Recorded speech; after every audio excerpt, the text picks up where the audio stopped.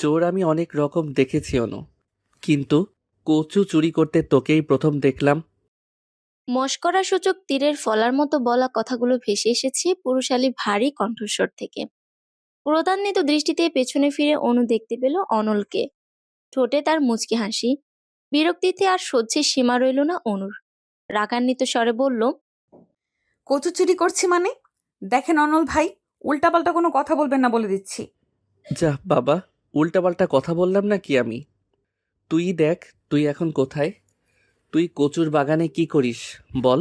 নাগিন dance দিয়ে আপনার কোনো সমস্যা? না না, আমার কেন সমস্যা হবে? তবে তোকে নিয়ে খুব চিন্তা হচ্ছে। অনুর কপালে এবার ভাঁজ পড়ে। এই লোকটি সুযোগ পেলে অনুকে হেনস্থা করতে ছাড়ে না। সে নাকি আবার অনুরই জন্য চিন্তা করছে। দুহাত বগল দাবা করে। তা কি চিন্তা হচ্ছে শুনি? ঠোঁটের হাসিটা চওড়া করে অনল বলে, তুই তো এমনিতেই চুলকানি মানুষ, আবার নাকি কচু খেতে নাগিন ডান্স করছিস। চুলকাতে চুলকাতেই তো পটল তুলবি। রাগে দাঁত কিরমির করছে অনু।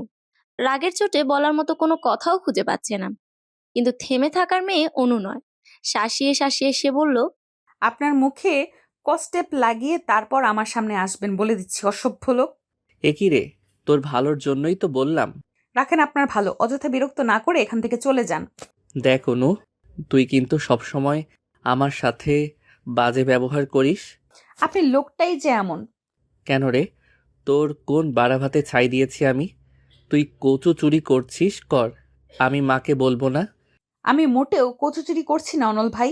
আমি তো ঠোঁটের হাসিটা চওড়া করে অনল বলে, ও আচ্ছা, বুঝেছি। তুই কচুর লতি চুরি করছিলি। আচ্ছা কর, সমস্যা নেই। এটাও আমি মাকে বলবো না। তবে শর্ত একটাই, চিংড়ি মাছ দিয়ে সুন্দর করে লতি রান্না করে এক বাটি আমাদের বাসায়ও দিয়ে যাবি। একটা লেবু কেটে দিস তরকারিতে, তাহলে আর গলা চুলকাবে না। হয়েছে, বলা শেষ আপনার। একবার বলতে শুরু করলে আপনার আর থামাথামির কোনো নাম নেই। আশ্চর্য লোক আপনি ভাই, কেমনে পারেন আপনি? আমি একবারও বলেছি কচুর লতি চুরি করতে আসছি আমি? ও, কচুর লতিও না, তাহলে কি কচুমুখী? এবার ক্ষেপে অনেকটা কাছে এগিয়ে যায় অনু। অনলের দিকে একটু ঝুঁকে চিবিয়ে চিবিয়ে বলে, আপনাকে খুন করে ফেলবো আমি। রাগের চোটে কচু তুলে নিয়েছিল অনু। এই কচুতে আমি মরবো না রে অনু, কিন্তু চুলকাবে খুব। সরা প্লিজ। ধ্যাৎ। বলে অনু সরে যায়। আবারও গাছগাছালির ভেতর খুঁজে বেড়ায় পিলুকে। সকাল থেকে পিলুকে পাচ্ছে না। ছোট বোন তিনু বলল, অনল ভাইয়ের বাড়ির বাগানে নাকি পিলুকে দেখেছিল। অনল সম্পর্কে ওদের প্রতিবেশী, তবে আরো একটা পরিচয়ও রয়েছে। সে অনুর মায়ের বেস্ট ফ্রেন্ডের ছেলে। অন্যদিকে পিলু হচ্ছে অনুর খরগোশ। দুদিন হবে অনুর বয়ফ্রেন্ড তাসিন গিফট করেছে। অনল গলা খাকারি দিয়ে বলে, অনু, তুই যে রেগে গেলে দাঁতে দাঁত পিষিস, তখন এক কাজ করবি, কয়েক টুকরো আদা রসুন দাঁতের নিচে দিয়ে রাখবি, তাহলে তোর রাগও কমবে, আবার আদা রসুন বাটাও হয়ে যাবে। অগ্নিদৃষ্টি নিক্ষেপ করে একবার অনলের দিকে তাকিয়ে আবারও পিলুকে খুঁজতে শুরু করে। কোনো প্রত্যুত্তর না পেয়ে অনল জিজ্ঞেস করে, তুই কি কিছু খুঁজছিস? হুম। কি খুঁজিস? পিলুকে। ওহো, তোকে তো একটা কথা বলাই হয়নি অনু। তোর পিলুকে তো আমাদের বাগানে দেখেছিলাম, পরে আমার রুমের বারান্দা থেকে দেখতে পেলাম একটা কুকুর মুখে করে তোর পিলুকে নিয়ে যাচ্ছে। আহারে, কি খারাপটা যে লেগেছে আমার। মুহূর্তেই চোখ ফেটে অশ্রু নির্গত হয় অনুর। সে পিলুকে ভীষণ ভালোবাসে। ফুফিয়ে ফুফিয়ে কেঁদে বলল, আর আপনি চুপচাপ দেখলেন? নিচে এসে কেন আটকালেন না? এসেছিলাম তো, তার আগেই চলে গেছে। অনু আর কিছু বলল না। বাচ্চাদের মতো কাঁদতে কাঁদতে নিজের বাসায় চলে যায়। বাড়িতে ফিরে এসে ঘরে বসে কাঁদছে সে। তখন ওর মা আমেনা বেগম ঘরে প্রবেশ করেন। জিজ্ঞেস করলেন, কিরে, তুই কাঁদছিস কেন? মায়ের প্রশ্ন শুনে ঠোঁট ভেঙে কান্না আসে অনুর। ফুফিয়ে ফুফিয়ে বলে, আমার পিলুকে কুকুর নিয়ে গেছে। তোমার বান্ধবীর ছেলে দেখেও পিলুকে বাঁচায়নি। বেশ হয়েছে, পশু পাখি দিয়ে ঘরদোর একদম ভরে ফেলেছিস। মাঝে মাঝে সন্দেহ হয় পশু পাখি আমাদের বাড়িতে থাকে নাকি আমরা ওদের বাড়ি থাকি। তুমি এভাবে কেন বলছো মা? তাহলে আর কিভাবে বলবো বল? এত পশু পাখি কেউ শহরের বাড়িতে পালে? এটা কি গ্রাম পেয়েছিস? শখ করি, পালি মা, আমার ভালো লাগে। তাহলে গরু ছাগলও কিনে দিই। এগুলো কেন বাকি থাকবে? ঘরের মধ্যে গরু ছাগলও পালা শুরু করে দে। কথাগুলো বলে রাগে গজগজ করতে ঘর থেকে বের হয়ে যান তিনি। অসহায় দৃষ্টিতে সেদিকে তাকিয়ে থাকে অনু। একটু মায়া দয়াও বুঝি তার অনুর জন্য হয় না? হবেই বা কি করে? সব ভালোবাসা মায়া তো তার বান্ধবীর ছেলের জন্য, ওই বজ্জাত অনলের জন্য। অনলের কথা মনে পড়তেই রাগে দাঁত মুখ খিচে বিড়বিড় করে অনু। ভগ্ন হৃদয় এবং বিষাদিত চোখনযুগল মেলে আকাশমুখী হয়ে সোফায় শুয়ে আছে অনু। বারবার পিলুর শোকে সে মূর্ছা যাচ্ছে। এই শোকে দুপুরে খাওয়াও হয়নি। এ নিয়ে আমেনা বেগমের রাগের শেষ নেই। খরগোশ তো নয়, যেন ওর বাচ্চা চুরি করে নিয়ে গেছে কেউ। তিনু পাশ কাটিয়ে চলে যাওয়ার সময় পেছন থেকে অনু ডাকে। তিনু পিছন ফিরে দাঁড়িয়ে পড়ে। কোথায় যাচ্ছিস? ছাদে যাই গাছে পানি দিতে। আমায় দে, আমি যাচ্ছি। সমস্যা নেই আপু, আমি পারবো। আমি জানি তুই পারবি। মন ভালো নেই, প্রকৃতির সঙ্গে কিছু সময় কাটালে ভালো লাগবে। তবে যাও। পানি ভর্তি বালতি নিয়ে হেলতে দুলতে ছাদে যায় অনু। ছাদের উঠোন জুড়ে মিষ্টি রোদ। শীতের সময়টা এই মিষ্টি রোদ অমৃতের মতো লাগে। কিন্তু অনুর এখন কোনো অনুভূতিই হচ্ছে না। সে গাছে পানি দিচ্ছে আনমনে। হঠাৎ করে চোখ যায় নিচে। অনল খালি গায়ে দাঁড়িয়ে রয়েছে। রোদে ফুঁসে ওঠে অনু। মনে মনে বিড়বিড় করে বলে, অসভ্য ইতর লোক, তুই ইচ্ছে করে আমার পিলুকে বাঁচাসনি। আজ দেখ আমি কি করি। বালতিতে থাকা অবশিষ্ট সবটুকু পানি সে অনলের গায়ে ঢেলে দেয়। দুতলা ছাদ থেকে পানি ফেলার সুবাদে একদম ঠিক ঠিক সব পানি অনলের গায়ে পড়েছে। একে তো শীতের দিন, তার উপর ঠান্ডা পানি। অনলের বিস্ময়ের শেষ নেই। উপরে তাকিয়ে অনুকে দেখতে পেয়ে রাগান্বিত স্বরে জিজ্ঞেস করে। এটা কি করলি তুই? অনলকে রাখতে দেখে পেট ফেটে হাসি আসছে অনুর। কিন্তু সে কোনো রকমে ঠোঁট টিপে হাসি আটকে রাখার চেষ্টা করে বলে। কি হলো অনল ভাই? অনুর চোখে মুখে স্পষ্ট দুষ্টুমির ছাপ। অনলের বুঝতে অসুবিধা হয় না যে জেনে বুঝে ইচ্ছে করেই অনু কাজটা করেছে। সে চিবিয়ে চিবিয়ে বলে, কি হলো? আবার আমাকে জিজ্ঞেস করছিস পানি ফেললি কেন? ওহো, আপনি খালি গায়ে দাঁড়িয়েছিলেন। আমি ভাবলাম আপনার বোধহয় গরম লাগছে, তাই তো পানি ফেললাম। ওগুলো ভালো পানি ছিল। আপনার গায়ে কি আর আমি নোংরা পানি ফেলতে পারি? কষে মারবো এক থাপ্পড়। ফাজিল মেয়ে। শীতের দিনে কারো গরম লাগে? মাত্রই গোসল করে এসে আমি রোদে দাঁড়িয়েছিলাম, আর তুই গায়ে পানি ঢেলে দিলি। হুম, এতে আমার কি দোষ? আমি কি জেনে বুঝে দিয়েছি নাকি? ছাদে রোদ থাকতে আপনি উদম গায়ে নিচে দাঁড়িয়ে যে রোদ পোহাচ্ছেন আমি বুঝবো কিভাবে? আমার সঙ্গে তুই চালাকি করিস না। আমি বেশ ভালো করেই জানি যে তুই ইচ্ছে করেই এই কাজটা করেছিস। একদমই না, সত্যি বলছি। অনুর বাচ্চা, তুই ওইখানেই দাঁড়া। আজ তোকে আমি মজা দেখাচ্ছি। এই বলেই অনল বাড়ির ভেতর প্রবেশ করে ছাদে যাওয়ার জন্য। এদিকে ভয়ে হাত পা অসাড় হয়ে আসছে অনুর। না জানে ছাদে এসে কোন কাণ্ড করে বসে। অনল ছাদে এসে হাত মুচড়ে ধরে অনুর। ব্যথা টু শব্দ করতেই যেন অনু ভুলে বসেছে যে এই ভয়ে ট্যাঙ্কির পেছনে লুকিয়েছিল। অথচ লাভ কিছুই হলো না। ঠিক ঠিক খুঁজে বের করেছে। শালা ডাফার। মনে মনে গালি দিয়েও অনু ক্ষান্ত হয় না। অনল এবার আরো জোরে হাত মুচড়িয়ে বলে, আমার সাথে বিটলামি করার সাহস কোথায় পেলি তুই? আমি কোনো বিটলামি করিনি, সত্যি বলছি। কোনটা সত্যি আর কোনটা মিথ্যা সেটা আমি জানি। তুই যদি ডালে ডালে চলিস, তাহলে আমি চলি পাতায় পাতায়, বুঝছিস? আমায় বিশ্বাস করেন। মরে গেলেও না। তোকে এখন আমি ট্যাঙ্কির পানিতে চুবাবো। চল।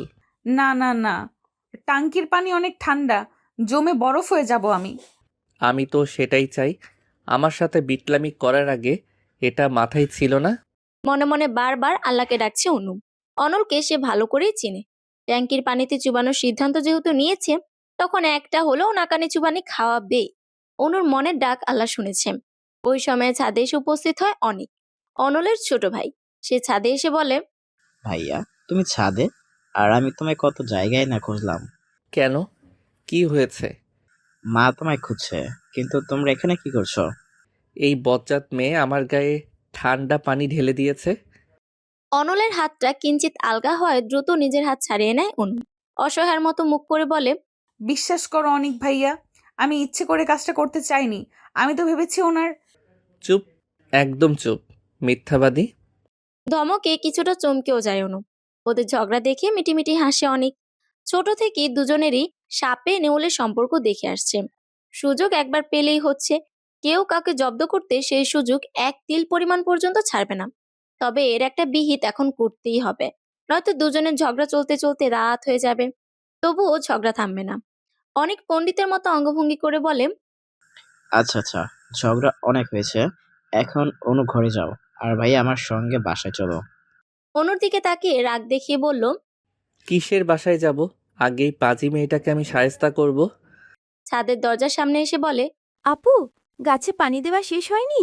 সঙ্গে অনল এবং অনিককে দেখে একটু চমকিতই হলো যেন। আসলে চমকায়নি, অবাক হওয়ার অভিনয় করেছে মাত্র। অনেক আসার আগে তিনুকে বলেই এসেছে। ঠোঁটে হাসি ফুটিয়ে তিনু বলে, আরে, অনেক এবং অনল ভাইয়াও তো দেখি এখানে। হ্যাঁ, ছাদটা একটু ঘুরতে আসলাম। ভালো আছো? জি, আপনি? আলহামদুলিল্লাহ। আরো কিছু কথা অনিক এবং তিনু চোখে চোখে বলে নিল। এখান থেকে পালানোর জন্য অনু তাড়া দিয়ে বলল, মা আমায় ডাকছে তাই না? হ্যাঁ, তাড়াতাড়ি ভেতরে চলো। অন্যদিকে তাকিয়ে আছে অনল। অনু তিনুর হাত ধরে হাঁটা ধরে। অনল এবং অনুর দৃষ্টির অগোচরে তিনুকে চোখ মারে অনেক। লজ্জায় রাঙা হয়ে যায় তখন তিনু। বড় দুজনের সম্পর্ক সাপে নেউলে হলেও ছোট দুজনের ভাব গলায় গলায়। তিনু যখন ক্লাস 10-এ পড়ে তখন থেকেই দুজনের সম্পর্ক হয়। এখন তিনু ইন্টার ফার্স্ট ইয়ারে পড়ে। অনল পড়ছে মাস্টার্সে। অনেক অনার্স দ্বিতীয় বর্ষে পড়ে, একই ভার্সিটিতে। অনু অনার্স ফার্স্ট ইয়ারে ভর্তি হয়েছে, এখনো ক্লাস শুরু হয়নি। ভার্সিটিতে ভর্তি হওয়া নিয়েও কত কাহিনী করতে হয়েছে। কিছুতেই অনলের ভার্সিটিতে ভর্তি হতে চায়নি, কিন্তু ওর চাওয়াতেই বাকি, বাবা মায়ের কথাই শেষ কথা। আর তাদের পিছনে কলকাঠি নাড়ছে বজ্জাত অনল। আমেনা বেগম রান্না করছিলেন। পিলুর জন্য মনটা ভালো নেই অনুর। খাওয়ার প্রতি রুচি মরে গেছে। একটু ঝাল ঝাল করে চিংড়ি দিয়ে নুডলস খেতে ইচ্ছে করছে। অনু রান্নাঘরের দিকে এগোয়, মায়ের উদ্দেশ্যে বলে, আম্মা, কি? নুডলস খাবো। এই সময়ে? হুম, খুব খেতে ইচ্ছে করছে। আচ্ছা, রান্না শেষ হোক। কলিং বেলের শব্দ শুনে আমেনা বেগম আবার বললেন, ময়লাওয়ালা আসছে মনে হয়, যা তো ময়লাগুলো দিয়ে আয়। আমি রান্নাঘরে তোমার ময়লা নিতে আসছি? বেশি কথা না বলে যা বলছি তাই কর, যা। হুম। প্রচন্ড অনীহা নিয়ে ময়লার ঝুড়ি হাতে তুলে নেয় অনু। রাগে গজগজ করতে করতে দরজা খুলে ময়লাগুলো সামনে ধরে বলে, ময়লা নিয়ে বিদায় হন। সামনের লোকটি অবাক হয়ে তাকিয়ে আছে। ইতস্তত করে ক্ষীণ স্বরে বলে, আমাকে দেখে কি আপনার ময়লাওয়ালা মনে হচ্ছে? এবার অনু ভালো করে খেয়াল করে ময়লার ঝুড়ি নামিয়ে রাখলো। লোকটিকে দেখে তো ময়লাওয়ালা মনে হচ্ছে না। ফর্মাল ড্রেস, চোখে মোটা ফ্রেমের চশমা, দেখতে ভদ্রলোক লাগে। অনু জিজ্ঞেস করলো। কে আপনি? চশমা ঠিক করে বলে, জি, আমি অয়ন। অয়ন না কয়েন সেটা জানতে চাইনি। এখন কেন এসেছেন? কাকে চান? জি, আমি একজন ডাক্তার। ডক্টর কামাল স্যার আমায় পাঠিয়েছেন। ডাক্তার? আপনি কি পাখির ডাক্তার? অয়ন বিব্রত বোধ করতে লাগলো এই প্রশ্নে। পুনরায় চশমার ফ্রেম ঠিক করে বলল, জি না। তো আপনি কি গরুর ডাক্তার? কিন্তু আমরা তো গরু পালি না। জি না, আমি গরুর ডাক্তারও না, আমি মানুষের ডাক্তার। ও, আমরা তো কেউ অসুস্থ না। আমার তিতুস একটু অসুস্থ, তাই মানুষের ডাক্তারের প্রয়োজন নেই। তাহলে কামাল আঙ্কেল আপনাকে কেন পাঠিয়েছে? তিতুসকে? আমার টিয়া পাখি। ও জি, আসলে ওনার বন্ধুর প্রেশার মাপার জন্য। মানে বাবার? ওনার নাম খালেদ রহমান। হুম, উনি আমার বাবা হন। আসুন, ভেতরে আসুন। আর কিছু মনে করবেন না, আমি ভেবেছিলাম ময়লাওয়ালা এসেছে। সমস্যা নেই। ডাক্তারকে বাবার রুমে রেখে অনু নিজের ঘরে গিয়ে শুয়ে পড়ে। কিছুক্ষণ শুয়ে থেকে খাঁচা থেকে তিতুসকে বের করে হাতের উপর রাখে, মাথা চুলকে দেয়, কথা বলে। আমেনা বেগম রুমে এসে বলেন, আবার পশু পাখি নিয়ে বসছিস? মা, কতবার বলেছি ওদের পশু পাখি বলবে না। সুন্দর সুন্দর নাম রেখেছি আমি। আর এই টিয়ার নাম তিতুস, ওকে তিতুস ডাকবে। তোর মতো এত রংঢং তো আমি করতে পারবো না। সারা জীবন কুকুরকে কুত্তা আর বিড়ালকে বিলাই বলে এখন উনি পশু পাখির নাম রাখা শুরু করেছে, তাও আজগুবি সব নাম।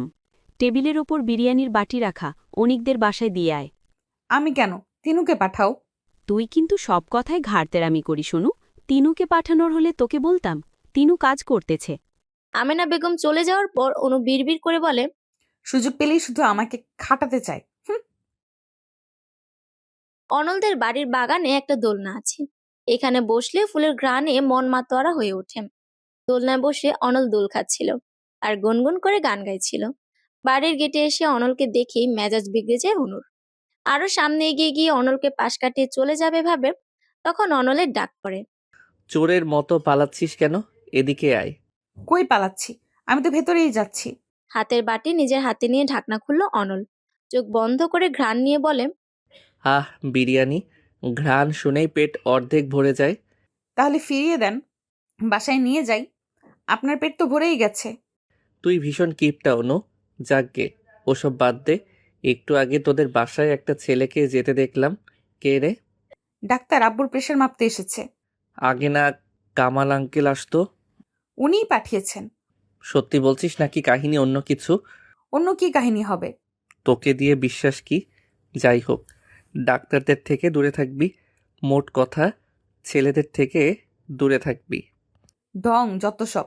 আপনার তো মাথা ব্যথা করা লাগবে না। ওই ডাক্তার বিবাহিত, 2টা বাচ্চাও আছে। এর মধ্যে খোঁজ নেওয়াও শেষ? খোঁজ নেব কেন? আন্দাজ করে বলেছি।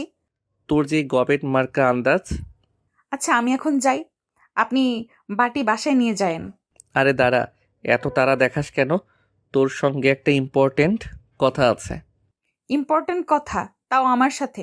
ইন্টারেস্টিং। আচ্ছা শুনি কি কথা। বাটির ঢাকনা লাগিয়ে অনুর ওড়নায় হাত মুছে নিল অনল। রাগে মুখ বিকৃত করে ফেলে অনু, কিন্তু মুখে কিছুই বলে না। ঢেকুর তুলে অনল বলে, তোর পুরো নামটা যেন কি? অনিতা না? কি একটা নাম। ছ্যাঃ, মনে হচ্ছে গণিতের সঙ্গে একটা আকার যোগ করে গণিতা বানানো হয়েছে, আর সেখান থেকে অনিতা।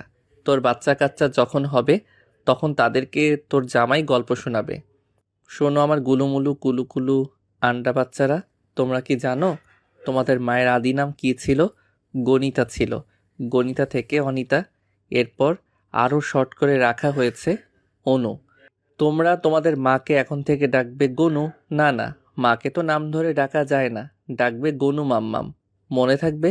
দেখো যেন আবার গনু ডাকতে গিয়ে গরু ডেকে ফেলো না। তোমাদের মা যেই দজ্জাল কেলেঙ্কারি বেঁধে যাবে বাড়িতে, এই হবে তোর ভবিষ্যৎ। অনলের কথা শুনে দাঁত কিরমির করে অনু। চিবিয়ে চিবিয়ে বলে, প্রথমত আমার নাম আমি নিজে রাখি নাই, আমার আব্বা আম্মা আকিকা করে রাখছেন। দ্বিতীয়ত আমার জামাই আপনার মতো বদ অসভ্য ইতর হবে না, যে এসব উদ্ভট চিন্তা ভাবনা বা কল্পনা তার মাথায় আসবে। বুঝেছেন? অনুর মেজাজ খুব খারাপ। অনলকে ভর্তা বানাতে পারলে ওর শান্তি হতো। সবসময় প্যারা তো দেয়ই, এখন আবার কিছু উল্টাপাল্টা চিন্তা ভাবনা করছে। নাম অনিতা হোক বা গণিতা, তাতে ওর কি? শালা বদ। রাগে হিসেস করতে করতে নিজের ঘরে আসে অনু। বারান্দা থেকে ফিসফিসানের শব্দ আসছে। অনু বারান্দায় গিয়ে দেখতে পায় তিনুকে। হুট করে অনু আসায় অপ্রস্তুত হয়ে পড়ে তিনু। তুই এখানে কি করছিস? অনুর ঘরের বারান্দা থেকে অনেকের ঘরের বারান্দা স্পষ্ট দেখা যায়, তাই তিনু অনুর ঘরে এসেছিল। দুজন দুজনকে দেখে ফোনে কথা বলছিল। আগে অবশ্য অনু এবং তিনু এই রুমেই থাকতো, কিন্তু পশু পাখিতে ভয় পায় তিনু। সারাক্ষণই পাখি ঘরে উড়াউড়ি করে, ভয় পায় তিনু। যদি কামড়ে দেয় বা খামচে দেয়। তিনুকে চুপ থাকতে দেখে ধমক দিয়ে অনু বলে, এখন আবার চুপ করেছিস কেন? আসলে আপু, তোমার পাখিকে দেখতে আসছিলাম। লোহার খাঁচায় রাখা তো, তাই ভয় পাইনি। ঠিক আছে, এখন নিজের ঘরে যা, তিতুসকে খাঁচা থেকে বের করব। আচ্ছা। কোনো রকম পালিয়ে বাঁচে তিনু। একবার যদি ধরা খেয়ে যেত, তাহলে বাসায় তৃতীয় যুদ্ধ বেঁধে যেত এতক্ষণে। রাত 10টা 20 মিনিট। জেসি আর শুভা অনুদের বাসায় এসেছে। প্রতি শুক্রবারে সবাই একসঙ্গে বসে ভূতের মুভি দেখে। ওরা দুজন অনুর স্কুল এবং কলেজ ফ্রেন্ড, তাই তিনজনের পরিবারেই তিনজন বেশ সুপরিচিত। জেসি উত্তেজিত হয়ে বলে, ইস দোস্ত, আজকে যে মুভিটা দেখা হবে ওইটা কিন্তু অনেক ভয়ঙ্কর। আজকে কোন মুভি দেখা হবে? ইভিল ডেড, অনল ভাইয়া বলেছে। আজকে তোরা মুভি দেখিস, আমি দেখব না। কেন, তোর আবার কি হলো? ওই বজ্জাত অনলকে আমার পছন্দ না, একদম পছন্দ না। তোদের তো একটুও পচায় না, কিন্তু আমি একটু ভয় পেলেই হলো। পারে না শুধু তখন এলাকায় মাইকিং করতে। আরে বাদ দে তো, এইসব ব্যাপার না। তোর কাছে কোনো ব্যাপার না হতে পারে, কিন্তু আমার কাছে অনেক কিছু। মান সম্মান বলে কথা। প্লিজ প্লিজ, এমন করিস না। তুই না দেখলে আমরা কিভাবে দেখব? শুভার সঙ্গে জেসি অনুকে বোঝাতে লাগলো। অবশেষে দুজনের অফুরন্ত অনুরোধের কারণে অনুকে রাজি হতে হয়। 10টা 25-এই অনিক এবং অনল এসে হাজির হয়। এসে বসতে না বসতে অনল অনুকে আদেশ দিয়ে বলেন, অনু, আমার জন্য এক গ্লাস শরবত নিয়ে আয় তো। শরবত? শীতের সময় কেউ শরবত খায়? আমি খাই, আর তুই বানাবি যা। পারবো না। ফ্লাক্সের চা বানিয়ে রেখেছে মা, চা খান। আন্টি বানিয়ে রেখেছে বলেই চা খাবো না। তুই আমার জন্য শরবত বানাবি, গুড়ের শরবত, এবং সেটা এখনই। Hurry up. মেজাজ দেখিয়ে অনু রান্নাঘরে চলে আসে। চিবিয়ে চিবিয়ে বলে, তোরে আমি শরবতের মধ্যে ডুবামো, অসভ্য বেটা। রাগে গিজগিজ করতে করতে কিছুক্ষণ রান্নাঘরে পায়চারি করে অনু। হঠাৎ করে বুদ্ধি উদয় হয় মাথায়। এক গ্লাস পানি চুলায় বসিয়ে দেয়। 10টার মতো কাঁচামরিচ 2 টুকরো করে ওই পানিতে ছেড়ে দেয়। পানি ফুটে আসার পর ছাঁকনি দিয়ে ছেঁকে অর্ধেক পানি গ্লাসে নেয়। তারপর ফ্রিজ থেকে ঠান্ডা পানি বের করে গ্লাসের গরম পানির সঙ্গে মিক্সড করে 1 চামচ ঝোলা গুড় আর 5 চামচ লবণ মিশিয়ে তৈরি করে স্পেশাল শরবত। গ্লাস হাতে নিয়ে বাঁকা হাসি দিয়ে স্বগতোক্তি করে বলে, এবার তোমার শরবত খাওয়ার শখ মিটিয়ে দেবো চান্দু। শরবত নিয়ে ড্রয়িং রুমে যায় অনু। মুভি অলরেডি শুরু হয়েছে। গ্লাস নিয়ে অনল বলে, এত লেট লতিফ হলে চলে? অনু কিছু বলল না। অপেক্ষায় রইল অনলের শরবত পান করা দেখার। আরাম করে বসে অনল শরবতে চুমুক দেয়। এক ঢোক গিলতেই প্রায় চেঁচাতে গিয়েও নিজ হাত দ্বারা মুখ বন্ধ করে রাখে। রক্তবর্ণ চক্ষুধারা সে তাকিয়ে থাকে অনুর দিকে। ওর মুচকি হাসি যেন অনলের শরীরে আগুন ধরিয়ে দিচ্ছে। মুভি না দেখে কাউকে কিছু না বলেই অনল বাসায় চলে যায়। অনু ভেবেছিল এখন হয়তো বকা দেবে, কিন্তু এমন কিছুই হলো না। উপস্থিত সকলেই অবাক হয় এমন কাণ্ডে। প্রশ্নবোধক দৃষ্টিতে অনুর দিকে তাকাতেই অনু বলে, স্পেশাল মরিচ সেদ্ধ শরবত, আজকে আরাম করে ছবি দেখতে পারবো। সকলে অবাক হয়। আবার এটা ভেবে মনকে সান্ত্বনা দেয় যে এমন সব কূটনৈতিক কাজ অনুর পক্ষেই সম্ভব। অনেক হতাশ হয়ে বলে, কবে যে তোমাদের ঝগড়াঝাটি মিটবে? যাই গিয়ে ভাইয়ের রাগ কমাই। তোমরা মুভি দেখো আজ। অনেক চলে যাওয়ার পর মন খারাপ করে বসে থাকে তিনু। আজ মুভি দেখে সে একটুও মজা পাবে না, তাই নিজের রুমে চলে গেল ঘুমাতে। জেসি বিরক্ত হয়ে বলে, ধুর, মাত্র 3 জনের ভূতের ছবি দেখে কোনো মজা আছে? তিনিও চলে গেল, আমি যাই ঘুমাবো। আমিও যাব। তারপর দুজনে মিলে চলে গেল অনুর রুমে। অনুর সোফার উপর ভাব নিয়ে বসে বলল, যা, আমি একাই দেখবো। সাহস নিয়ে একা মুভি দেখার আশা করলো, সেই আশা বেশি দূর এগোলো না। ভূতের সিন আসার আগে ভয়ঙ্কর শব্দ শুনে অনু কুপোকাত। দ্রুত টিভি বন্ধ করে ঘরে চলে যায়। জেসি আর সুভার মাঝখানে ঘাপটি মেরে শুয়ে পড়ে। ভূতের ছবি একা দেখা অনুর কাম্য নয়। সকালের দিকে এলোপাথারি ধাক্কাধাক্কিতে ঘুম ভাঙে অনুর। চোখ কষলে বিছানায় বসতে দৃষ্টি যায় তিনুর দিকে। বিরক্তিসূচক চয়ের মতো শব্দ করে অনু বলে, এভাবে ডাকলি কেন? আরে আগে ড্রয়িং রুমে আসো তাড়াতাড়ি। তিনু এক প্রকার টেনেই নিয়ে গেল অনুকে। ড্রয়িং রুমে গিয়ে চমকে যায় অনু। অনলের কোলে পিলুকে দেখে খুশিতে লাফিয়ে ওঠে। ছো মেরে অনলের কোল থেকে নিজের কোলে নিয়ে আদর করতে থাকে। আনন্দিত হয়ে অনলকে জিজ্ঞেস করে, কোথায় পেলেন ওকে? আপনি যে বললেন কুকুর নিয়ে গেছে। ও তো পিলো নয়। তাহলে? তোর চোখের মাথা গেছে রে অনু। চোখ কষলে ভালো করে দেখ, এটা খরগোশ না। ওর মতো দেখতে একটা ছোট বিড়াল ছানা। অনু এবার ভালো করে তাকিয়ে দেখলো, আসলেই খরগোশের মতোই ধবধবে সাদা বিড়াল ছানাটি। একদম ছোট বাচ্চা, কি কিউট। অনুকে চুপ থাকতে দেখে অনল বলল, পিলুর মতো দেখতেই দোকান থেকে একটা বিড়াল কিনে আনলাম। যেভাবে কান্নাকাটি শুরু করেছিলি। তাতে আপনার কি? তাসকিনকে বললেন, তাসকিন কিনে দিত। কই তাসিন আর কই আমি? আমার লগে কি তাসিনের যায়? তাসিন আমার বয়ফ্রেন্ড, কিন্তু আপনি কে? আমার পড়শি শুধু। হুম, শুধু পড়শি না, আন্টির বেস্ট ফ্রেন্ডের ছেলেও আমি, ভুলে যাস না। যেই সেই লোক না আমি। আমি হলাম অনল। আপনি একটা কচুর নল। রেসপেক্ট দিয়ে কথা বল অনু। তুই জানিস তুই কার সঙ্গে কথা বলছিস? জানি, মহারানী ভিক্টোরিয়ার জামাইয়ের বাড়ির দারোয়ানের বাড়ির কাজের লোকের সাথে। তুই আমায় অপমান করলি অনু, অপমান। যার মান নাই তার আবার কিসের অপমান? একেই উপকারের ঘাড়ে লাথি, তুই হলি তার বড় প্রমাণ। বাজে কথা। আচ্ছা বলেন তো আসল কাহিনী কি? কালকে মরিচ শরবত খাওয়ানোর পরেও আজ বিড়াল গিফট করলেন। আমি তো ভেবেছিলাম নির্ঘাত কোনো শাস্তির অপেক্ষা করছে আমার জন্য। চোরের মন পুলিশ পুলিশ, তবে তোর ধারণা ভুল নয়। শাস্তি তো তুই পাবি। কাল থেকে তোর ভার্সিটিতে ক্লাস না। আই শুধু কলেজে। র্যাক কাকে বলে টের পাবি। কি করবেন আপনি? সেটা কলেজে আসলেই বুঝবি। এখন তো বলবো না। হাতে বেশি সময় নেই তোর সাথে প্যাচাল পাড়ার। আমি এখন চাই। অনল চলে গেল। ল্যাম্পপোস্টের মতো নির্জীব হয়ে দাঁড়িয়ে আছে অনু। আল্লাহ ভালো জানে কাল যে কি পরিমাণ নাস্তানাবুদ করে ছাড়বে বেটা হতচ্ছাড়া। চুলের মাঝে হাত বুলাতে বুলাতে বাড়ি থেকে বের হয় অনল।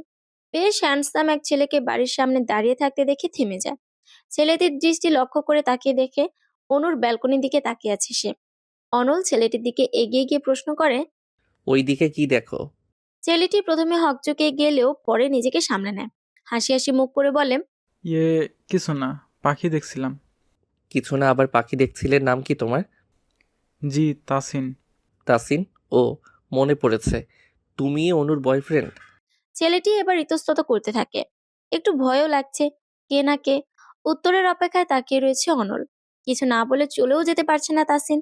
অন্যদিকে অনল মনে মনে বলছে, শালা পড়ছিস আজকে মাইনকার চিপায়। তোর প্রেম করার শখ আমি মিটাচ্ছি। ক্যারেক্টারলেস ছেলে কখনো অনুর বয়ফ্রেন্ড হতে পারে না, পারে না, পারে না। ভাই, আপনি অনুর কে হন? আমাকেই পাল্টা প্রশ্ন করা হচ্ছে এখন। আমি যেই হই না কেন, আমার অধিকার তোমার চেয়ে অনেক বেশি। আমি খুব ভালো করেই জানি তুমি অনুর বয়ফ্রেন্ড। তোমার সব খোঁজ খবরও আমি নিয়েছি। শুধু সামনাসামনি দেখলামই আজ। অনু ছাড়াও যে তোমার আরও কতগুলো জিএফ আছে সেই খবর কিন্তু আমার আছে। অনুকে গাপ্পি মাছ ভেবে জালে আটকে ফেলবা, আর আমি তা হতে দেব এটা ভুলেও ভেবো না। সো সময় থাকতে আউট হও। আপনার পরিচয়টাই এখনো জানলাম না, আর আপনি হুমকি ধামকি দিচ্ছেন? আমার পরিচয় জানার দরকার নেই। অনুর সাথে ব্রেকআপ করার সময় জাস্ট জিজ্ঞেস করবা অনলকে, তাহলেই তোমার উত্তর পেয়ে যাবে। শেষের কথাটা এক্সট্রা ভাব নিয়ে বলল অনিল। তাসিন এবার হেসে ফেলে। হাসতে হাসতে বলে, ওহো, আপনিই তাহলে অনল ভাই। অনু আমাকে আপনার কথা বলেছিল। এই কথা শুনে অনলের অবস্থা এখন আকাশে উড়ার মতো। একটু ভাবসাব নিয়ে দাঁড়িয়ে বলে, কি বলেছিল? অসভ্য, বেয়াদব, ইতর, কুত্তা, হতচ্ছাড়া অনল নামে একটা ছেলে আছে, সম্পর্কে ভাইই ডাকি, আমার বেস্ট ফ্রেন্ডের ছেলে, এরকম কথাই বলেছিল। আসলে আপনার কথা যতবার বলেছে ততবার গালিগুলো ব্যবহার করেছে, তাই আমারও মুখস্থ হয়ে গেছে। আপনি কিছু মনে করবেন না। সব ভাবসাব ধুলার সঙ্গে একদম ধুলিসাৎ হয়ে গেছে। শেষমেশ অনু এইগুলো বলেছে, তাও কিনা ওর সো কল্ড ক্যারেক্টারলেস বয়ফ্রেন্ডের কাছে। না, এই অপমান কিছুতেই সহ্য করা যায় না, একদমই না। ওই অনুকে তো একটা উচিত শিক্ষা দিতেই হবে। তার আগে এই ব্যাটাকে এখান থেকে দূর করতে হবে। অনল পকেট থেকে ফোন বের করে এনামুলকে কল করে বলে, দোস্ত, রাজীব আর চেলাপেলা পোলাপাইন যতগুলো আছে সবগুলোরে নিয়ে বাড়ির সামনে আইতো। অনুর বয়ফ্রেন্ডরে পাইছি। ওপাশ থেকে কি বললো তা শুনতে না পেলেও তাসিনের হার্টবিট কাঁপাকাঁপি শুরু হয়ে গেছে। সে কোনো রকমে বলে, ভাই, বেয়াদবি মাফ করবেন, আমি চলে যাচ্ছি। এই বলেই তাসিন দ্রুত হাঁটা ধরে। অনল বাঁকা হাসে এই কাণ্ডে। অনুর ঘরের ব্যালকনির দিকে তাকিয়ে দেখে তিতুসকে খাঁচায় রেখেছে। দেখে মনে হচ্ছে অনলের দিকে পাখিটি তাকিয়ে আছে। পাখির উদ্দেশ্যে অনল বলে, ওই পাখির তোর নাম যেন কি? টুসটুস না? যাই হোক, টিসটিস বা টুসটুস একটা তো হবেই। শোন টুসটুস, তোর অনুর কপালে দুঃখ আছে। কাল শুধু ভার্সিটিতে আসতে দে। অতি শঙ্কা আতঙ্ক নিয়ে ভার্সিটিতে উপস্থিত হয়েছে অনু। গেটে দাঁড়ালেই কলেজ ক্যাম্পাস এবং মাঠটা সূক্ষ্মভাবে দৃষ্টিবন্দী হয়। তীক্ষ্ণ চোখে অনু মাঠে খুঁজে বেড়াচ্ছে অনলকে। হতছাড়া তো বলেছিল ভার্সিটিতে আসলে কড়া র‍্যাক দিবে। অনু নিজেই নিজেকে সান্ত্বনা দিয়ে বলে, এইসব র্যাকট্যাগে আমি ভয় পাই না, তবুও কেমন জানি লাগে। আচ্ছা, এত ভয় কেন পাচ্ছি আমি ওই ইডিয়েটটাকে? একদম ভয় পাবো না আমি। এমনিতে তার উপর আমার মেজাজ খারাপ। আমার বয়ফ্রেন্ডকে হুমকি দেওয়া। শালা, শুধু একবার যদি কাল রাতে তোকে বাসায় পেতাম তবে দেখতি। আমার ভয়ে লুকিয়ে কেন ছিলি? বল বল। আদতে অনল লুকিয়ে ছিল না, বরং বন্ধুদের সঙ্গে আড্ডা দিতে গিয়েছিল। তাসিনের কাছে হুমকির বিবৃতি শুনে তৎক্ষণাৎ ওর বাসায় গিয়েছিল অনু। সকালে পায়নি, বিকেলে পায়নি, এমনকি রাতেও নয়। ওই সময় অনলের ওপর রাগ ঝাড়তে না পেরে মনকে এই বলে সান্ত্বনা দিয়েছে যে অনুর ভয়েই অনল পালিয়েছে। আরে ভাই, মেজাজ ঠান্ডা তো করতে হবে। মেজাজ ঠান্ডা করার জন্য উলট পালট বলে মনকে বোঝানো সঠিক কাজ, একদম সঠিক। কলেজের গেটের সামনে পায়চারি করতে করতে জেসি এবং শুভার জন্য অপেক্ষা করছে অনু। চাইলে আগেই সে ক্লাসে যেতে পারে, কিন্তু সে খুব ভালো করেই জানে অনলের চোখ ফাঁকি দিয়ে ক্লাসে যাওয়া অত সহজ অনুর জন্য হবে না। বরং অনেক বাধা বিপত্তি পেরিয়ে তবেই সে ক্লাসে যেতে পারবে। সাহস অনুর অনেক আছে, কিন্তু সে দেখাতে চাচ্ছে না। শুধু জেসি আর শুভা আসলে মনের সাহস একটু জোর পায়, এই আর কি। অনু কি ভয় পায় নাকি? নেহি নেহি, কাভি নেহি। নিজের মনে সংলাপ বুনে যাচ্ছে অনু। অথচ এখনো গাধি দুইটা আসছে না। বিরক্ত হয়ে কলই করে। তখন দেখতে পায় ওদের রিক্সা সামনে এসে থেমেছে। জেসি কল রিসিভ করে ফেলেছিল। রিক্সা নজর আসার পর কল কেটে দিয়ে অনু বলে, আমায় দেখেও কল রিসিভ করলি কেন? টাকা কি তোর জামাই রিচার্জ করে দেয়? ভাড়া মিটিয়ে দুজনে এগিয়ে আসে।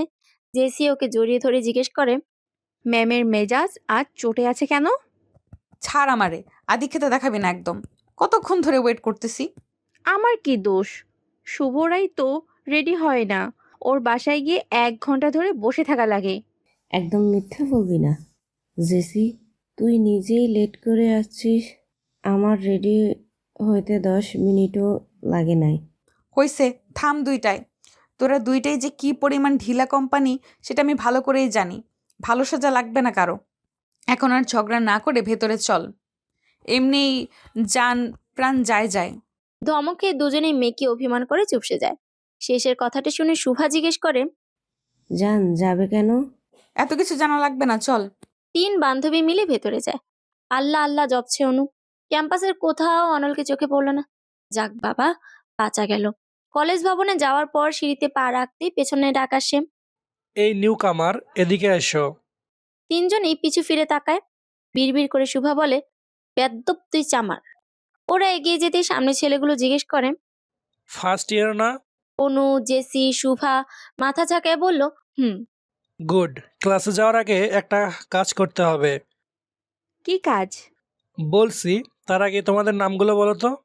ওর নাম শুভা, ওর নাম অনু, আর আমার নাম জেসি। তুমি আর শোভা এক সাইডে এসে দাঁড়াও। 3 জনই অবাক হয়ে 3 জনের দিকে তাকায়। বুঝতে পারছে না এরা ঠিক কি করতে যাচ্ছে। ছেলেটি পুনরায় বলল, দাঁড়িয়ে আছো কেন? যা বললাম চুপচাপ তাই করো। জেসি এবং শুভা এক সাইডে এসে দাঁড়ালো। ছেলেটি এবার আরাম করে গাছের সাথে হেলান দিয়ে দাঁড়িয়ে বলে, অনু, এবার একটা গান শোনাও তুমি। বাজ পড়ার মতো শব্দ হলো মনে হয় অনুর কানে। এখন এই বাংলা সিনেমার মতো চারদিকে বজ্রপাত হবে, ধিমতানা ধিমতানা শব্দ হবে। না, এ হতে পারে না। এত নিষ্ঠুরতম কাজ কেউ করতে পারে না। কিন্তু হায়, এরকম কিছুই হলো না। ধুর, ফিলিংসের দফা রফা। অনুর চোখে মুখে বিস্ময় দেখে উপস্থিত ছেলেগুলো মুচকি মুচকি হাসছে। ভাবনার গহীন অতল থেকে বেরিয়ে এসে অনু প্রশ্ন করে, গান গাইবো কেন? তাছাড়া আমি গান গাইতে পারি না। গাইতে না পারলেও কিছু করার নেই, গাইতেই হবে। এত নতুন স্টুডেন্টসদের মধ্যে আমাকেই কেন র্যাক দেওয়া হলো? কারণ তোমাকে আমাদের পছন্দ হয়েছে। লক্ষ্যে একটা মেয়ে তুমি। এখন সময় নষ্ট না করে গান শুরু করো। একটু পরেই তোমাদের ক্লাস শুরু হবে। প্রথম দিন দেরি করা ঠিক হবে না, তাহলে স্যার নিকনেম দিয়ে দিবে লেট লতিফ। ক্লাস টিচার কিন্তু ভারী সাংঘাতিক। হাত ঘড়িতে সময় দেখে কথাগুলো গড়গড় করে বলল পাশের ছেলেটি। কিন্তু অনু তো দমে যাওয়ার পাত্রী নয়। অনল র্যাক দিলে ভিন্ন বিষয় ছিল। ওই ছেলে ঘাটতেরা, কথা না শুনে উপায় থাকতো না। কিন্তু এদেরকে ভয় দেখানো যাবে। অনলের কথা বলে ভয় পাবে নিশ্চয়ই। কারণ এই ভার্সিটিতে নাকি অনলের অনেক নাম ডাক আছে। সে শুনেছে। গলাটা পরিষ্কার করে ভাব নিয়ে অনু বলল, আপনারা কোন ইয়ারে পড়েন? Honours final year. অনলকে চেনেন নিশ্চয়ই। চিনি, সিনিয়র ভাইয়া। গুড। জানেন সে আমার কি হয়? কে হয়? আমার মায়ের বেস্ট ফ্রেন্ডের ছেলে। এবার ভাবটা বেড়ে গেল অনুর। অনল ভাইয়া, তোমার নানুর মেয়ের বেস্ট ফ্রেন্ডের ছোট ছেলের বড় ভাই হোক, তাতে কিচ্ছু যায় আসে না। যা বললাম তাই করো। কচুটায় পেঁচাইয়া কি সম্পর্কের কথা বলল রে বাল? তবে এটা বোঝা যাচ্ছে অনলকে ওরা ভয় পায় না। কচুর নাম ডাক কলেজে তার। ধুর, ছেলেগুলো এবার তাড়া দিয়ে বলল, অনেক সময় নষ্ট করেছ, জার্গের শাস্তি বাড়িয়ে দেওয়া হলো। এবার আমাদের সিলেক্ট করা গান গাইতে হবে। তুমি মমতাজের বন্ধু যখন বউ লইয়া গানটি গাইবে এখনই, আর একটা কথাও বাড়াবে না। তৃষ্ণায় অনুর গলা শুকিয়ে যাচ্ছে। এই বানরের দলগুলো দেখি অনলের চেয়েও ডেঞ্জারাস। জেসি আর শুভা অসহায়ের মতো তাকিয়ে আছে। অনু কাঁদো কাঁদো হয়ে বলে, আমি গান গাইতে পারি না। এসব কথা শুনবো না খুকি, যেভাবে পারো সেভাবেই গাও। গাইতেই হবে। হ্যাঁ খুকি। অনুর ইচ্ছে করছে এখন হাত পা ছড়িয়ে বসে কাঁদতে, যেমনটা ছোটবেলায় করতো। কিন্তু এখন সে বড় হয়ে গেছে। ছোটবেলায় কেউ না হাসলো, এখন সবাই হাসবে, প্রাণ খুলে হাসবে। বিনা টিকিটে ফ্রিতে বিনোদন কেই বা না নিতে চায়, যেমনটা এখন চাচ্ছে বান্দরের দলগুলা। অনু মনে মনে ভাবছে অনেকগুলা বানর পালবে সে, আর এই ছেলেগুলোর নামে বানরের নাম রাখবে। বদ, অসভ্য, নাইজেরিয়া। আশেপাশে তাকিয়ে অনু প্রস্তুতি নিচ্ছে। ছেলেগুলো তারা দিয়েই চলেছে। গান না গাইলে যে রক্ষে নেই তা হাড়ে হাড়ে বুঝতে পারছে। অবশেষে মানিজুতের ফালুদা করে অনু গান গাইতে শুরু করে। বন্ধু যখন বউ লইয়া আমার চোখের সামনে দিয়া রঙ্গ কইরা হাইটা যায়, বুকটা ফাইটা যায়। অনুর চোখ কাঁদো কাঁদো। দুঃখের কথা আর কি বলবো, এই সিচুয়েশনে অনুর গান শুনে জেসি আর শুভারও হাসি পাচ্ছে, কিন্তু বান্ধবীর বিপদে হাসাটা অনুচিত, তাই আপ্রাণ চেষ্টা করে চলেছে হাসি আটকানোর জন্য। ছেলেগুলো মিটিমিটি হাসছিল। বলল, সুর হয়নি খুকি, আরেকবার গাও, এবার হবে। দ্বিতীয়বার গাওয়ার সময় জেসি আর শুভা নিজেদের হাসি আটকে রাখতে পারলো না। দুজনে অট্ট হাসি হেসে ফেললো। এবার ছেলেগুলো শব্দ করে হাসা শুরু করে, আর অনুর ইচ্ছে করছে সবগুলারে মেরে মাটি চাপা দিয়ে রাখতে। বান্ধবী দুইটা মীর জাফরের বংশধর বোঝা যাচ্ছে। ছেলেগুলো হাসি থামিয়ে ওদের দুজনের উদ্দেশ্যে বলে, এই, তোমরা হাসলে কেন? এখন ওর সঙ্গে তোমরাও গান গাইবে। শুরু করো। অনু, খুকি, আরেকবার গাও তো। রাগে গিজগিজ করছে অনু, কিন্তু জেসি আর শুভাকেও গাইতে বলেছে বলে খুশি হয়েছে। মীর জাফরের বংশধর এবার বুঝ মজা। তিনজনের ব্যাসুরা কণ্ঠে গান শুনে ছেলেগুলো হেসে লুটুপুটি খাচ্ছে। অনু পারলে চোখের দৃষ্টিতে ওদের ভস্ম করে দেয়। ক্লাস শুরুর ঘন্টা পড়ার পর ওরা বলল, অনেক সুন্দর গেয়েছো তোমরা। মাঝে মাঝে আমাদের একটু গান শুনিও কেমন খুকিরা? এখন ক্লাসে যাও। Good luck. গান শুনে মরলি না কেন বান্দরের দলগুলো? গানের সঙ্গে বিষ মেশানোর সুযোগ থাকলে সেই বিষ তোদের গিলাতাম, অসভ্য। বেজ্জতি করে এখন আবার বলে গুড লাক। ইস, প্রথম দিনই বেজ্জতি। কড়া দৃষ্টিতে ওদের দিকে তাকিয়ে মনে মনে কথাগুলো বলল অনু। তারপর তিনতলায় চলে গেল। হুট করে সিঁড়ির পাশের ক্লাস থেকে অনল বেরিয়ে আসে। অনুর পথ রোধ করে কানে কানে বলে, র্যাক কেমন লাগলো অনু? ওদেরকে আজই একটা ট্রিট দেবো বুঝলি। একদম আমার শেখানো বলি তোর উপর ঝেড়েছে। আহা, আমি কত ভালো প্রশিক্ষণ দেই। তার মানে আপনি ওদেরকে এসব শিখিয়ে দিলেন? অনল ঠোঁট বাঁকিয়ে হাসতে হাসতে উপন্যাস মাথা ঝাঁকায়। রাগে অনু দৌড়ানি দেয়। অনলও দৌড় শুরু করে। তখন হাতে থাকা কলমটা ছুঁড়ে মারে অনলের দিকে। কিন্তু বিধি বাম, ভাগ্য খারাপ থাকায় অনলের গায়ে কলমটি লাগেনি, লেগেছে স্যারের গায়ে। স্যার কিছু বুঝে ওঠার আগেই অনু, জেসি আর শুভা দৌড়ে ক্লাসে যায়। আল্লাহ ভালো জানে মুখ দেখছে নাকি। স্যার ক্লাসে আসার আগে মাঝখানের সারিতে ঘাপটি মেরে বসেছিল তিনজনে। প্রিন্সিপাল সহ সব টিচার এসে নিজেদের পরিচয় দিয়ে গেছে। তারা চলে যাওয়ার পর ক্লাস টিচার পরিচয় পর্ব শুরু করে। অনু, জেসি আর শুভা ভয়ে তটস্থ হয়ে রয়েছে। ওদের পরিচয় পর্ব শেষ হওয়ার পর হাফ ছেড়ে বাঁচে, কারণ স্যার ওদের দেখেনি। দেখলে নির্ঘাত এখানেও একটা বেইজ্জতির শিকার হতে হতো। ভার্সিটির প্রথম দিনটাই বাজেভাবে শুরু হলো। ধ্যাৎ, সব হয়েছে ওই বজ্জাত অনলের জন্য। শুভা তখন ফিসফিস করে বলে, অনল ভাইয়া এটা কিসের প্রতিশোধ নিল রে? মরিচ সিদ্ধ শরবত খাওয়ানোর জন্য। কপাল, সবই কপাল। এসব আজগুবির রেসিপি কেন যে তোর মাথায় আসলো? এই আজগুবির রেসিপির জন্য মান সম্মান সব শেষ হলো। চুপ কর মীর জাফরের বংশধর। আমার চেয়ে বেশি বেইজ্জতি তো আর তোদের হয়নি। আর তোরা কেমনে পারলি ওই সময় হাসতে? কি করব, হাসি পাচ্ছিল তো। সময় আসুক আমার, তখন বুঝাবো হাসি কাকে বলে, কত প্রকার এবং কি কি। 3টা ক্লাস করার পর ছুটি হয়ে যায়। তাসিন অনুকে নিতে এসেছে। জেসি এবং শুভাকে বিদায় দিয়ে অনু তাসিনের বাইকে করে বাড়ি আসে। অনু বাড়ির ভেতর চলে যাওয়ার পর অনলের মুখোমুখি হয় তাসিন। অনল ভ্রু নাচিয়ে বলে, কি খবর ছোট ভাই? তোমারে না বলছিলাম অনুর সাথে ব্রেকআপ করতে? আপনার কথায় ব্রেকআপ কেন করব ভাই? তাছাড়া আমি তো এটাই বুঝি না আপনার সমস্যাটা কি। আমরা দুজন দুজনকে ভালোবাসি, মাঝখানে আপনি কেন আসছেন? দেখলি সাহস কত এই ছেলের। এই এতক্ষণ ভালো করে কথা বললাম, ভালো লাগেনি? কিসের ভালোবাসা? অনু তো একটা বোকা গাধি। ভালো লাগা ভালোবাসার তফাতই বোঝে না। আমি ড্যাম শিওর ভালোবাসা কি সেটা বুঝলে তোমার মতো ক্যারেক্টারলেস একটা ছেলের সঙ্গে কখনোই রিলেশন করতো না। আদারওয়াইজ ও তো জানেও না তোমার আরও কতগুলো মেয়ের সঙ্গে রিলেশন আছে। তুমি তো একা ওরে ভালোবাসো না। সময় থাকতে এখনও ভালো করে বলতেছি, অনুর পথ থেকে সরে দাঁড়াও। দেখেন ভাই, আমি আপনার সাথে ঝামেলা করতে আসি নাই। আমি আরও মেয়ের সাথে রিলেশন করি বা যাই করি, আপনার তাতে কি? অনুর তো সমস্যা নাই, তাই না? হুদাই আপনি ঝামেলা পাকায়েন না তো। বুঝছি, সোজা কথা শোনার মতো ছেলে তুমি না, ঘাট তেরা আছো। তবে আমার চেয়ে বেশি না। লাস্ট ওয়ার্নিং দিতেছি, অনুর পথ থেকে না সরলে আমার চেয়ে খারাপ কেউ হবে না। আপনি যা পারেন কইরেন, আমি অনুকে ছাড়ব না, আর অনুও আমাকে ছাড়বে না। ওভার কনফিডেন্স হয়ে গেল না? তুমি অনুরে না ছাড়লেও অনু তোমায় ছাড়বে। পারলে চেষ্টা করে দেখতে পারেন। অনেক কষ্টে অনুর মন গুলিয়েছি, আমার প্রতি ওর অগাধ বিশ্বাস আর ভালোবাসা আছে। তাছাড়া আপনাকে এমনিতেও অনু পছন্দ করে না, সহ্যও করতে পারে না। আপনার কথায় অনু আমায় ছাড়বে না। ছাড়বে, just wait and watch. Tasin আর কিছু বলল না, বাইক নিয়ে সেখান থেকে চলে যায়। অনিক তখন বলে, বাদ দাও না ভাই, কি দরকার অযথা ওদের মাঝে ঝামেলা করার। দরকার আছে অনেক।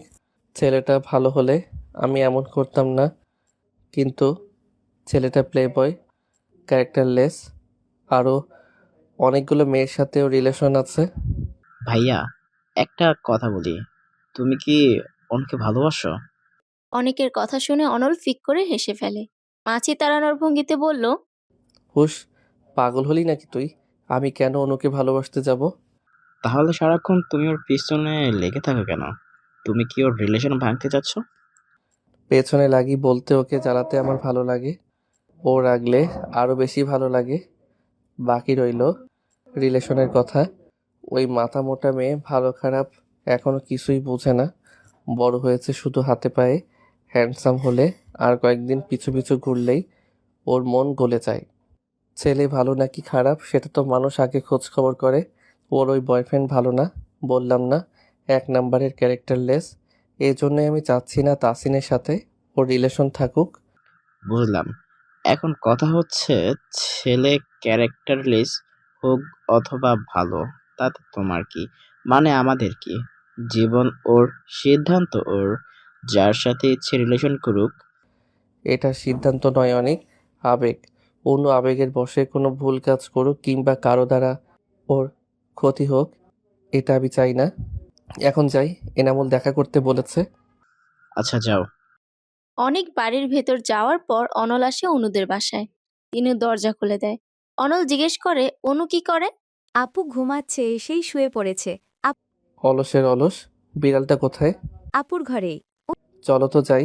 তিনুকে নিয়ে অনল অনুর ঘরে আসে। ঘরে ফ্লোরে বসে আছে বিড়াল ছানাটি। বিড়ালটি হাতে নিয়ে অনল তিনুকে বলল, ওই কুম্ভকর্ণটাকে ডেকে তোলো। হুহু, আপু বকবে, আপনি ডাকেন। আমারে টাকা লাগবে না। তিনি ওই অসভ্য লোকটাকে বল চলে যেতে। তুই ঘুমাসনি নাকি ঘুমিয়ে ঘুমিয়ে মাছ ধরিস? একদম বাজে কথা বলবেন না, বিরক্ত লাগতেছে আপনাকে, আপনি চলে যান। এত রেগে আছিস কেন? র্যাগ দেওয়ার জন্য? কথাই বলবেন না আপনি, যান বলছি। উফ, কি রাগ বাবা, আমার কি দোষ? আমি তো আর তোকে শাস্তি দেইনি। আপনি দেননি, কিন্তু আপনার কথা মতোই তো ওরা কাজ করেছে, তাই না? তা করেছে। আচ্ছা, কাল যে তোর টুসটুস পাখিকে সব বললাম, তোকে সাবধান করেনি? ওর নাম টুসটুস না, তিতুস। ওই একই হলো, তোর মতোই অদ্ভুত নাম তোর পশু পাখির, মনে থাকে না? আপনাকে মনে রাখতে বলেছে কে? এক্ষুনি আপনি আমার ঘর থেকে বের হয়ে যাবেন। বের হব না। কি করবি? অনু বিছানা ছেড়ে তেড়ে আসে অনলের দিকে। অবস্থা বেগতিক দেখে অনল দৌড় দেয়, নয়তো হাতের সবগুলো নখ হাতে দাবিয়ে দেবে। পেছনে দৌড়াতে গিয়ে অনু ধাক্কা খেলো বাবার সঙ্গে। অস্ফুট স্বরে তিনু বলল, সর্বনাশ। খালেদ রহমান ভীষণ রাগী মানুষ, নিশ্চুপ এবং গম্ভীর স্বভাবের। সামনেই মাথা নত করে দাঁড়িয়ে রয়েছে অনু। তিনি তিরিক্ষ মেজাজে বলেন, সবসময় এত দৌড়াদৌড়ি কিসের? শান্তভাবে হাঁটা যায় না? সরি আব্বু। তিনি গললেন না, চেঁচিয়ে আমেনা বেগমকে ডাকেন। হন্ততন্ত হয়ে আমেনা বেগম রান্নাঘর থেকে বেরিয়ে আসেন। খালেদ রহমান বলেন, মেয়েদের শিক্ষা থেকে কিছু দাওনি না? মেয়েরা মায়ের থেকে শিখবে না তো কার থেকে শিখবে? কি হয়েছে সেটা তোমার মেয়েকে জিজ্ঞেস করো। এমন দূরত্বপূর্ণ স্বভাব বাদ দিতে বলো। নম্রতা ভদ্রতা কিছু শেখাও। কি হয়েছে? কি হয়েছে সেই তোমার মেয়েকে জিজ্ঞাসা করো। এমন দূরত্বপূর্ণ স্বভাব বাদ দিতে বলো। নম্রতা ভদ্রতা কিছু শিখাও। তিনি অনলের দিকে একবার বিভাব সুদৃষ্টিতে তাকিয়ে চলে গেলেন বাইরে। এতক্ষণ একপাশে অনলও চুপ করে দাঁড়িয়েছিল। তিনি চলে যাওয়ার পর আমেনা বেগম জিজ্ঞেস করেন, কি করেছিলি তোরা দুটোয়? আমার কোনো দোষ নেই আন্টি, তোমার মেয়েই তো আমায় দৌড়ানি দিয়েছে। এসব সত্যি অনু? হ্যাঁ সত্যি। কেন দৌড়ানি দিয়েছি সেই কারণটাও তার থেকে শুনে নিও। এরপর গটগট করে সে চলে যায় নিজের রুমে। দুজনের ঝগড়াঝাটি সম্পর্কে তিনি বেশ ভালো করেই অবগত, তাই আর খাটালেন না এই বিষয়ে।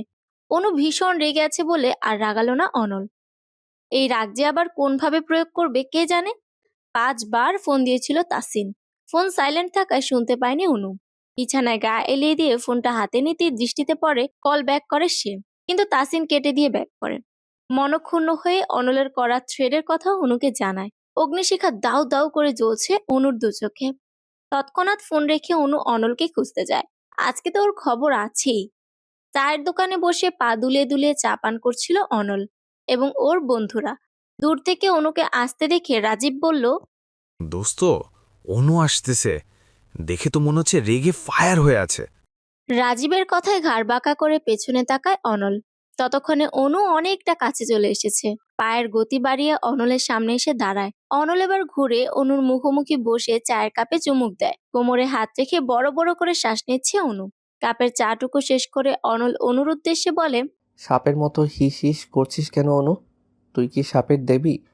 এমনিতেই অনলের ওপর তার রাগের সীমা নেই, তার উপর এখন উল্টাপাল্টা কথা বলছে। রাগের মাত্রা দ্বিগুণ থেকে 4 গুণ হয়ে যায়। অনু কটমট করে তাকিয়ে থাকে অনলের দিকে। নাক ফুলিয়ে দাঁতে দাঁত পিষে বলে, আপনি তাসিনকে কি বলেছেন? তাসিনকে? ও মনে পড়েছে, সো কল বয়ফ্রেন্ডের কথা বলছিস? কি বলবো ওই বলদটাকে? কিছুই বলিনি। অনু নিচের ঠোঁট কামড়ে রাগ কন্ট্রোল করার চেষ্টা করছে। চায়ের দোকানদার আর অনলের বন্ধুরা অনুর দিকে তাকিয়ে আছে। এখানে বেশি কিছু বলা মানে সিন ক্রিয়েট করা। এলাকার সবাই জানে অনু শান্তশিষ্ট লক্ষ্মী মেয়ে। এই খেতাবগুলো বজ্জাত অনলের জন্য নষ্ট করতে চাচ্ছে না। যা বলার আন্টিকেই বলতে হবে। মনে মনে হিসাব কষিয়ে অনু চলে যাওয়ার জন্য উদ্যত হয়। কয়েক কদম এগোনোর পর অনল অনুর নাম ধরে ডাকে। ডাক শুনে পিছু ফিরে অনু অনলের দিকে অগ্নিদৃষ্টি নিক্ষেপ করে। তারপর হন হন করে আবারও হাঁটা শুরু করে। অনল দৌড়ে যায় অনুর কাছে। পাশাপাশি হাঁটতে হাঁটতে বলে, এতদিন ভাবতাম ওই বলদটাকে বলদ বললেও সত্যিকার অর্থে বলদ নয়, কিন্তু আজকে প্রমাণ হলো ওই শালায় শুধু বলদই নয়, একটা রামছাগলও। আপনি কিন্তু বেশি বাড়াবাড়ি করছেন। বাড়াবাড়ির কি দেখলি তুই? তোর ওই সো কল্ড বলদ বিএফকে যদি আর দেখেছি এই এলাকায়, তাহলে ঠ্যাং ভেঙে রেখে দেব। তারপর একটা ভাঙা থালা হাতে দিয়ে 4 রাস্তার মোড়ে বসিয়ে দেব ভিক্ষা করতে। পাশে তুইও থাকিস, দুজন মিলে ভিক্ষা করবি। আপনি একটা নিকৃষ্ট, অসহ্য, বিরক্তিকর লোক। অনল মুচকি হেসে অনুর থেকে পিছিয়ে যায়। নিজের চুলের মাঝে হাত বুলাতে বুলাতে অনুর দিকে কিছুটা ঝুঁকে দাঁড়ায়। চোখ দুটো ছোট ছোট করে বলে, জানি। দু হাতে ধাক্কা দিয়ে অনলকে সরিয়ে দিয়ে অনু বলে, আপনাকে আর কিছু বলবো না আমি। আমি তো এটাই বুঝি না, আমাকে নিয়ে এত কিসের সমস্যা আপনার? থাকবো না আর এই এলাকায়, মাকে বলে চলে যাব। তাই নাকি? চলে যাবি? আমিও দেখব তুই আন্টিকে কি করে রাজি করাস। রাগে চোখ মুখ গাল লাল হয়ে আছে অনুর। পারছে না শুধু অনলকে পানি ঝাড়াই গিলে খেতে। অনল বেশ উপভোগ করছে অনুর এই রিয়েকশন। অনলকে মুচকি মুচকি হাসতে দেখে আরো বেশি রাগ হয় অনুর। জিদ্দে বলে, অসভ্যের মতো হাসবেন না। কেন রে অনু, তুই পেঁচিমুখী বলে কি আমিও পেঁচা? আমি তো হাসতে পারি। অনু আর কথা না বাড়িয়ে হাঁটা শুরু করে। অনল শব্দ করে হাসতে হাসতে বলে, রাগলে তোকে লাল টমেটোর মতো লাগে অনু। অনু দাঁড়িয়ে যায়। অনলের দিকে ঘুরে দাঁড়িয়ে শান্ত কণ্ঠে জিজ্ঞেস করে, আপনি কি আমায় ভালোবাসেন অনল ভাই? অনলের হাসি থেমে যায়। চুপ করে তাকিয়ে থাকে অনুর দিকে। উত্তরের জন্য অপেক্ষায় দাঁড়িয়ে রয়েছে অনু। শান্ত ও শীতল বাতাস দুজনকে ছুঁয়ে দিচ্ছে। হঠাৎই অনল ফিক করে হেসে বলে, তোকে ভালোবাসতে যাব আমি? তোর চাইতে তো রাস্তার কোনো পাগলিকে ভালোবাসাও উত্তম। এবার মনে হচ্ছে রাগে কান দিয়ে ধোঁয়া বেরোচ্ছে অনুর। চারপাশে অনলকে মারার জন্য কিছু খুঁজছে। এদিকে পেটে হাত চেপে অনল হেসেই চলেছে। ইটের অর্ধেক টুকরো হাতে তুলে নিয়ে অনলের দিকে এগিয়ে আসে অনু। অনল পেছাতে পেছাতে বলে, এটা দিয়ে মারিস না রে অনু, মাথা ফেটে যাবে। আর মাথা ফেটে গেলে রক্ত বের হবে। রক্ত বের হলে আমি মারা যাব, আর আমি মারা গেলে আমার হবু বউ বিধবা হবে। তুই এটা করতে পারিস না অনু। শেষের লাইনটা বলতে বলতে অনু দৌড়ে আসতে শুরু করে। এবার অনলও দৌড় শুরু করে। জিদ্ধে ইট ছুঁড়ে মেরে ক্ষান্ত হয় অনু। যদিও অনলের গায়ে লাগেনি, অনু হাঁপিয়ে উঠেছে। পুরোতে দুহাত রেখে ঝুঁকে দাঁড়িয়ে নিঃশ্বাস নিতে নিতে স্বগতোক্তি করে বলে, অসভ্য বানরের দল, জীবনটা তেজপাতা করে দিচ্ছে। প্রায় 1 সপ্তাহ হয়ে গেছে ক্লাস শুরু হওয়ার। প্রথম দিনের পর থেকে কেউ আর কিছু বলেনি ওদের। কিন্তু ওই ছেলেগুলোর সঙ্গে দেখা হলেই কেমন যেন আর চোখে তাকিয়ে মিটিমিটি হাসতো। স্টাইল করে আজ শুধু শাল পরে এসেছিল অনু। সকালে হালকা রোদ দেখে ভেবেছিল আজ ঠান্ডা তেমন পড়বে না। ভার্সিটিতে আসার পর হলো তার উল্টা। অনু অনলকে ওদের ক্লাসের সামনে দিয়ে যাওয়ার সময় জানালা দিয়ে ডাক দেয়। অনল বলল, কি বলবি তাড়াতাড়ি বল, সময় নেই হাতে। আপনার জ্যাকেটটা দেন না, ভেতরে তো সোয়েটার পরেছেন। কোন দুঃখে? ভেতরে সোয়েটার পরি বা ল্যাব কম্বল সাথে করে নিয়ে আসি, তাতে তোর কি? তুই কেন আমার জ্যাকেটের দিকে নজর দিবি, স্টুপিড মেয়ে? দেন না, এমন করেন কেন? খুব শীত করছে। করুক শীত, শীত করাই উচিত। ঢং করে সোয়েটার পরিসনি কেন? এখন থাক, দেখ কেমন লাগে। অনল সত্যি সত্যি জ্যাকেটটা দিল না, চলে গেল। অনুদের ক্লাসের কয়েকটা মেয়ে এবং ছেলে মিলে সাথীর জন্মদিন সেলিব্রেট করছিল ক্যান্টিনে। সাথী ওয়াশরুমে গিয়েছিল মুখ ধুতে। ক্যান্টিন থেকে বের হওয়ার সময় কিছু ছেলেদের হাসাহাসি করে বলা কথা অনলের কানে আসে। শালি, এবার বুঝবে রিজেক্ট করার মজা। আমায় রিজেক্ট করে সাহস কত বড়। ওই শোন, সাথী আবার দেখেনি তো?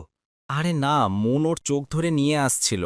ওই সময় আমি চেয়ারে সস ঢেলে রাখছিলাম, দেখে নাই। ছেলেগুলোর কথোপকথন শুনে অনলের মাথায় রক্ত উঠে যায়। সে সামনে এসে তিনটি ছেলেকে কষে থাপ্পড় দিল। অনল শাসিয়ে শাসিয়ে বলল, কলেজে এগুলো করতে আসছিস? প্রপোজ করলেই মেয়েদের রাজি হতে হবে, মাপ চাওয়ার কাছে? কি হয়েছে রে? মানুষ চিনতে শেখো আগে, তারপর বন্ধুত্ব করবে। নিজের সিটটা গিয়ে আগে দেখে আসো। তুমি যেখানে বসেছিলে সেই চেয়ারে ওরা সস রেখেছিল, রিভেন্স নিয়েছে। কেঁদো না। এক্সট্রা কোনো ওড়না থাকলে কোমরে বেঁধে নাও। নেই, আর সোয়েটারের ওপর দিয়ে হিজাব পরা। গেঞ্জি সিস্টেম সোয়েটার হওয়ায় খুলতেও পারবো না, আবার এই অবস্থায় কলেজের ভেতর যেতেও পারবো না। উপায়ন্তর না পেয়ে অনল নিজে ওর জ্যাকেট খুলে সাথীকে দেয়। তিনতলা থেকে সাথী আর অনলকে কথা বলতে দেখেছে অনু, জেসি আর সুফা। জ্যাকেট দেওয়ার দৃশ্যটি অগোচর হলো না। জেসি খেপে বলে, অসভ্যটা তোকে জ্যাকেট দিল না, অথচ সাথীকে ঠিকই দিল। অনু কিছু না বলে নির্জীব হয়ে তাকিয়ে রইল শুধু। হুট করে অনলের চোখও সেখানে যায়। দ্রুত অনু সেখান থেকে চলে যায়। সাথী বলল, অনেক ধন্যবাদ আপনাকে, একটা রিক্সা করে দেবেন প্লিজ? আসো। কথা বলতে বলতে ওরা ভার্সিটির বাইরে যায়। কৃতজ্ঞতার দৃষ্টিতে সাথী অনলের দিকে তাকায়। তিনুকে নিয়ে আইসক্রিম খেতে বেরিয়েছে অনু। শীতের দিনে আইসক্রিম খাওয়ার আলাদা রকম মজা আছে, কিন্তু বাবা মা একদম পছন্দ করে না। তাই দু বোন লুকিয়ে বের হয়েছে। দোকানে যাওয়ার পর দেখা হয় এক পরিচিত ভিক্ষুকের সঙ্গে। অনু তাকে চেনে। বৃদ্ধা মহিলা, এই বয়সে কই আরামায়েশ করে খাবে তা না, ভিক্ষা করতে হচ্ছে। ছেলেরা তাদের বউ নিয়ে আলাদা থাকে। একবার ভিক্ষা করা চালের ব্যাগ নিয়ে তাকে রাস্তা দিয়ে হাঁটতে দেখে। ঝিমিয়ে ঝিমিয়ে বসে পড়ে সেখানেই। অনু কাছে গিয়ে দেখে বৃদ্ধার প্রচন্ড জ্বর শরীরে। সেদিন তার থেকে ঠিকানা নিয়ে বাড়িতে পৌঁছে দিয়েছে রিক্সা করে। বাড়ি না বলে বস্তি বলা যায়। বাড়ি যাওয়ার আগে ডাক্তার দেখিয়ে ওষুধ আর কিছু খাবার কিনে দিয়েছিল। আবেগে বৃদ্ধার চোখের পানি ঝরঝর করে ছেড়ে দেন। সেই থেকে বৃদ্ধা প্রায় এই এলাকায় আসতো। অনু জিজ্ঞেস করলো, দাদু এখানে কি করছেন? তিনি পিছু ফিরে অনুকে দেখে খুশি হন। ভাঙা ভাঙা গলায় বলেন, দুধের প্যাকেট নিতে আইছিলাম বোন, কিন্তু আমার কাছে 12 টাকা আছে শুধু। অনুর মায়া হলো তার কথা শুনে। সে নিজেই তাকে দুধের প্যাকেট কিনে দিল। তিনি অনুর মাথায় হাত রেখে দোয়া দেন। আল্লাহ তোরে বাঁচাইয়া রাখুক বোন, সারা জীবন ভালো থাক, দোয়া করি। অনু মুচকে হাসে। তাকে একটা রিক্সা ঠিক করে ভাড়াও দিয়ে দেয়। ছোটবেলা থেকেই এমন পরোপকারীর স্বভাবটা অনুর মাঝে আছে। সাধ্যের মধ্যে সব সময় চেষ্টা করে আশেপাশের মানুষদের সাহায্য করতে। আইসক্রিম খেতে খেতে দু বোন রাস্তা দিয়ে হাঁটছে। অনুর এমন পরোপকারীর স্বভাব দেখে তিনু জিজ্ঞেস করে, তুমি যে সবাইকে এত সাহায্য করো, এতে কি লাভ হয় আপু? আজ ওদের বিপদে আমি সাহায্য করেছি, একদিন ওরা আমার বিপদে সাহায্য করবে। ছাই করবে। তোমার মন অনেক নরম আপু, এরা স্বার্থের জন্যই তোমায় এত ভালোবাসা দেখায়। একদিন বিপদে পড়ে দেখো, সবাই লেজ গুটিয়ে পালাবে, আসল চেহারা বের হবে তখন। তিনুর কথায় অনুকে বিচলিত হতে দেখা গেল না, বরঞ্চ মৃদু সহাস্যে বলল, বেশ তো, তাতেই বা সমস্যা কি? আমার আল্লাহ আছে না, তিনিই আমার জন্য যথেষ্ট। আমার বিপদের সময় তার থেকেই আমি সাহায্য পাবো, আমার বিশ্বাস। আপু, বল। তুমি আমার অনুপ্রেরণা। অনু বোনের কাজ জড়িয়ে ধরে বলে, পাগলি। বাড়ি পর্যন্ত যেতে যেতে আইসক্রিম খাওয়া শেষ হয়ে যায়। বাড়িতে যাওয়ার পর আমেনা বেগম জিজ্ঞেস করেন, দুজনে মিলে কই গেছিলি?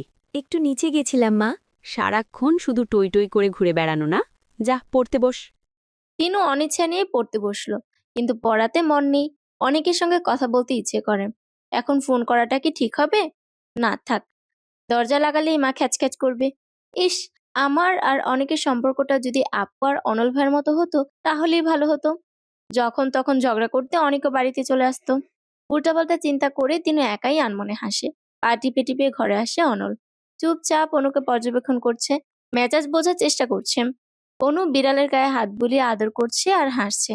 অনলের আগমন টের পায়নি, দেখে তো মনে হচ্ছে মেজাজ ভালোই। খ্যাক করে গলা পরিষ্কার করে অনল। অনু মাথা তুলে পেছনে তাকায়, অনলকে দেখেই হাসি উধাও হয়ে কপাল কুঁচকে ফেলে। অনলকে সম্পূর্ণ ইগনোর করে বিড়ালের দিকে মনোযোগ দেয়। অনল মন গলানোর জন্য নরম স্বরে বলল, কি করছিস অনু? কথা বলবি না অনু? বোবা হয়ে গেছিস? তোকে একটা গুরুত্বপূর্ণ কথা বলতে এসেছি। তাড়াতাড়ি বলে বিদায় হন, অসহ্য। শোন, গুরুত্বপূর্ণ কথাটা হচ্ছে তুই তো ঢং করে আবার পশু পাখির নামও রাখিস। তাই আগেই বলে রাখি, এই বিলাইয়ের নাম ভুলেও পিলু রাখবি না। কেন?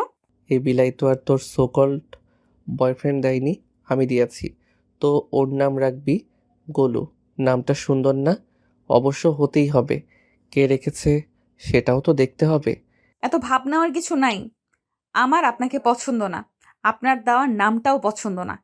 তাইলে আমার বিলাই আমারে দে। হাত বাড়িয়ে দিয়ে বলল অনল। অনু ঝড়ের গতিতে বিড়াল ছানাটি সরিয়ে নিয়ে বলল, হ্যাঁ, তার হচ্ছে না। এই বিড়াল এখন আমার। তুই বড্ড চালাক রে অনু। বিড়াল ছানাটি দ্রুত সরাতে গিয়ে বিড়ালের নখের আঁচড় লাগে অনুর হাতে। অনু ব্যথায় কুকড়িয়ে ওঠে। অনল দ্রুত বিড়ালটি কোলে নিয়ে বলে, আহারে, দেখি দেখি কোথায় লাগলো। এখানে। তোকে জিজ্ঞেস করেছি নাকি? আমি তো বিলাইকে জিজ্ঞেস করেছি। আমি কি করে জানবো আপনি মানুষ রেখে প্রাণীকে জিজ্ঞেস করবেন? ইস, কি আমার মহারানী আসছে গো। তুই কি ভেবেছিস তুই ব্যথা পেলে আমার টেনশন হবে? ভুল। আমার আনন্দ লাগে, খুশি হই আমি। তারপর অনুর কপালে টোকা দিয়ে ঘর থেকে চলে আসে অনল। অনু কটমট করে তাকিয়ে থাকে ওর যাওয়ার পথে, বিড়বিড় করে বলে, বজ্জাতের বজ্জাত। অনল চলে গিয়েও আবার ফিরে আসে, দরজার সাথে হেলান দিয়ে দাঁড়িয়ে থাকে। অনু, তোর কি মনে হয় তাসিন তোকে সত্যি ভালোবাসে? অবশ্যই। বেশ, ওকে বিয়ের কথা বলতে বলেছিলাম। বলেছিলি? হ্যাঁ, ও বলছে চাকরি পেলে বাসায় বিয়ের প্রস্তাব পাঠাবে। আচ্ছা চল আমার সাথে। কোথায়? চল তো আগে। দরজার সাথে হেলান দিয়ে দাঁড়িয়ে ডাকে। অনলের সাথে ঝামেলা করার ইচ্ছে নেই। সে একটা রেস্টুরেন্টে নিয়ে এসেছে, খাইয়ে মন গলানোর চেষ্টা, তা হচ্ছে না। অনু জিজ্ঞেস করলো, এখানে নিয়ে আসলেন কেন? আয়, চল। অনল এবার অনুকে দোতলায় নিয়ে গেল। সামনে হাতে তর্জনী দ্বারা একটা টেবিল দেখিয়ে দিল। হাতের ইশারা অনুযায়ী অনু সেখানে তাকায়। তাসিন একটা মেয়ের হাত ধরে বসে আছে, হাসাহাসি করছে। অনুর মুখটা হা হয়ে যায়, রাগে মাথা ফেটে যাচ্ছে। অনলের দিকে তাকাতে এসে বলে, এই হলো তোর সো কল্ড বয়ফ্রেন্ড? ও তোকে বিয়ে করবে মনে হয়? কখনো না, টাইম পাস, সব টাইম পাস। অনু হনহন করে তাসিনের দিকে গেল, টেবিলের ওপর থাপ্পড় বসিয়ে দু হাত রেখে তাসিনের দিকে ঝুঁকে দাঁড়ায়। ভূত ডাকার মতো চমকে যায় তাসিন, তুতলিয়ে তুতলিয়ে বলে, তুমি? শালা তোতলা গাধা বলদ হারামজাদা, আমার সাথে প্রেম করে এখন আবার অন্য মেয়ে নিয়ে রেস্টুরেন্টে আসছিস? তোর কলিজা কত বড়, আজ তোর কলিজা বের করে দেখবো আমি, দাঁড়া। তনু সোজা হয়ে দাঁড়িয়ে এদিক সেদিক খুঁজে টেবিলের ওপরই একটা ছোট চাকু পায়। উপস্থিত সকলেই প্রায় হতভম্ব হয়ে তাকিয়ে আছে, এমনকি তাসিনের নতুন গার্লফ্রেন্ডও। অনল দৌড়ে গিয়ে অনুকে আটকায়। খেপা বাঘিনীর মতো অনু বলে, ছাড়ে নামায়, আজ এই শালার কলিজা বের করবই আমি। থাম থাম অনু, এমন করিস না। অনেক বুঝিয়ে শুনিয়ে শান্ত করে অনুকে। বড় বড় শ্বাস নিচ্ছে অনু। তাসিন সাহস করে বলে, আমার কথা। অনু ঠাটিয়ে এক থাপ্পড় বসায় তাসিনের গালে। কাঁটা চামচ হাতে তুলে নিয়ে একদম তাসিনের মুখের সামনে ধরে বলে, দেখেছিস হাতে কি? নেক্সট টাইম আর যদি আমার সামনে আসিস তাহলে কাটা চামচ দিয়ে তোর চোখ আমি উপড়ে ফেলবো। আজ থেকে তোর সাথে আমার ব্রেকআপ। কাঁটা চামচ রেখে একটা টিস্যু নিয়ে বেরিয়ে আসে অনু। তাসিন গালে হাত দিয়ে বসে আছে, থাপ্পড়টা খুব লেগেছে। অনল ওর নতুন গার্লফ্রেন্ডকে বলে, আপু, আপনি কিছু বলবেন না? লুচ্চা ছেমড়া, কতগুলা মেয়ের লগে রিলেশন করস তুই? ভাগ্যের শুরুতেই সব জানতে পারছিলাম। বেয়াদব, আমারও তোর সাথে ব্রেকআপ। মেয়েটি চলে যাওয়ার পর অনল সেখানে বসে, কাঁটা চামচ টেবিলের ওপর ঘোরাতে ঘোরাতে বলে, প্রথমে যদি ভালো কথাই নিজেই অনুর জীবন থেকে সরে যেতে, তাহলে আজ সবার সামনে তোমায় অপমানিত হতে হতো না, আবার নতুন গার্লফ্রেন্ডও হাতছাড়া হতো না। তাসিন নির্বাক। অনল চেয়ার ছেড়ে উঠে দাঁড়িয়ে বলে, এতগুলো গার্লফ্রেন্ড পালতে শুধু চেহারা আর টাকা থাকলেই হবে না, বুদ্ধিও থাকা লাগবে। গবেট। অনল রেস্টুরেন্টের বাইরে এসে দেখে অনু কাঁদছে আর একটু পরপর টিস্যু দিয়ে নাক মুছছে। এজন্যই তাহলে টিস্যুটা নিয়ে এসেছিল। অনলকে দেখে অনু ঠোঁট বাঁকিয়ে কেঁদে বলে, ওই বজ্জাতটা কেমনে পারলো? আহারে থাক, কাঁদিস না অনু, চল আজ তোকে ঘুরতে নিয়ে যাব। অনু রাজি হলো। এখন তার মন ফ্রেশ করা দরকার। সারা বিকেল ঘুরে ফিরে সন্ধ্যার দিকে বাড়িতে পৌঁছে দেয়। বাড়ির ভেতর যাওয়ার আগে ঘুরে দাঁড়িয়ে অনু বলে, তাসিনের আসল চেহারাটা ধরিয়ে দেওয়ার জন্য থ্যাঙ্কস। আর সারা বিকেল আপনার সাথে ঘুরেছি বলে ভাববেন না আপনার উপর আমার কোনো রাগ নেই। রাগ আছে, অনেক রাগ আছে। কেন? আমি আবার কি করলাম? নাটক করবেন না। আপনি অনেক স্বার্থপর একটা লোক। সকালে যে আমি জ্যাকেট চাইলাম তখন তো আমায় দিলেন না, অথচ সাথীকে ঠিকই দিলেন। সিচুয়েশনটা অন্যরকম ছিল অনু, তুই আমায় ভুল বুঝছিস। আমি কোনো ভুল বুঝছি না। আমি স্পষ্ট দেখেছি সাথী কেমন করে যেন আপনার দিকে তাকাচ্ছিল। বিশ্বাস না হলে জেসি আর শুভাকেও জিজ্ঞেস করে দেখতে পারেন। অনল হ্যাচকা টানে অনুকে কাছে এনে দেয়ালের সাথে ঠেস দিয়ে দাঁড় করায়। অনলের হাত দেয়ালে, অনু ওর দুহাতের মাঝে বন্দি। বেশ অবাক এবং ভয়ও পায় এমন কাণ্ডে। এত কাছে অনল এর আগে কখনো আসেনি। অনলের উত্তপ্ত নিঃশ্বাস অনুর মুখের উপর পড়ছে। ধীরে ধীরে অনুর নিঃশ্বাসও কেমন জানি ভারী হয়ে আসে। মোহমীয় দৃষ্টিতে অনুর চোখে চোখ রেখে অনল জিজ্ঞেস করে, ভালোবাসিস আমায়? অনলকে ধাক্কা দিয়ে সরিয়ে মুক্ত হয়ে নিল অনু। ভেঙচি কেটে বলল, আসছে, ভালোবাসিস আমায়, ঢং যত সব। ঢং? তা নয় তো কি? আচ্ছা যদি ঢংই হয় তাহলে তুই সাথীর প্রতি জেলাস হচ্ছিস কেন? আমি মোটেও জেলাস হইনি। আপনি আমায় জ্যাকেট দেননি, অথচ ওকে দিয়েছেন। এই জন্য আমার রাগ হয়েছিল। নিকুচি করি তোর রাগের। আর আপনার রাগকে আমি নিমকুচি করি। সারা জীবন অনু সিঙ্গেল থাকবে দরকার হলে, তবুও তো আপনাকে ভালোবাসবে না, না, না, কখনো না। অনু চলে যায় ভেতরে। অনল হতবিহ্বল হয়ে দাঁড়িয়ে থাকে কিছুক্ষণ। এই মেয়ে সাংঘাতিক লেভেলের হিংস্র, তবে টোপ দিলে গিলবে নির্ঘাত। পরের দিন ভার্সিটিতে যাওয়ার পর একদম অনাকাঙ্ক্ষিত ভাবেই সাথীর সাথে দেখা হয়ে যায়। পারতপক্ষে বলা যায় সাথী নিজ থেকে পত্রত করে দাঁড়িয়েছে, ঠোঁটের কোণে মিষ্টি হাসি। মিষ্টি করে হেসে সাথী জিজ্ঞেস করলো, ভালো আছেন? আলহামদুলিল্লাহ ভালো, তুমি? আমিও আলহামদুলিল্লাহ। অনুকে তখন দেখা গেল জেসি আর শুভার সাথে এদিকে আসছে, আর চোখে ওদের দিকেও তাকাচ্ছে। অনল বেশ মজা পাচ্ছে। সে ঠোঁটে চওড়া হাসি টেনে বলে, কফি খাবে? হ্যাঁ, খাওয়া যায়। ওদের দুজনের কথোপকথন শুনতে না পেলেও দুজনকে ক্যান্টিনের দিকে যেতে দেখা গেল। অনু নাক মুখ কুচকে ফেলে। শুভা বলে, এদের কাহিনীটা কি রে? আমি কি করে বলবো? রাগ করছিস কেন? আমি তোকে জিজ্ঞেস করলাম নাকি? তুই চুপ করে থাক। কথায় না পারলে চুপ করে থাক। জেসি ওকে চুপ করতে বল, নয়তো একটা কেলেঙ্কারি হয়ে যাবে বলে দিলাম। সকাল সকাল এত চটে যাচ্ছিস কেন? ও, এখন তুইও তাহলে শুভার দলে? ভালো, খুব ভালো। রাগ দেখিয়ে হনহন করে অনু ক্লাসে চলে যায়। পিছু পিছু জেসি আর শুভাও আসে। কলম কামড়াচ্ছে অনু, আর একটু পর পর দরজার দিকে তাকাচ্ছে। হয়তো সাথীর আসার জন্যই অপেক্ষা করছে। কিন্তু সেই যে ক্যান্টিনে গিয়ে ঘাপটি মেরে রইল, এখনো তো আসার কোনো নামই নেই। অদ্ভুত, কি রসের আলাপ দুজনে শুরু করেছে কে জানে। শুভা মৃদু স্বরে বলল, সরি। আমিও সরি, শুধু শুধু রাগ দেখিয়েছি। বাহ, দুজনেরই তো মিল হয়ে গেল। চল ক্যান্টিনে যাই, কিছু খেয়ে আসি।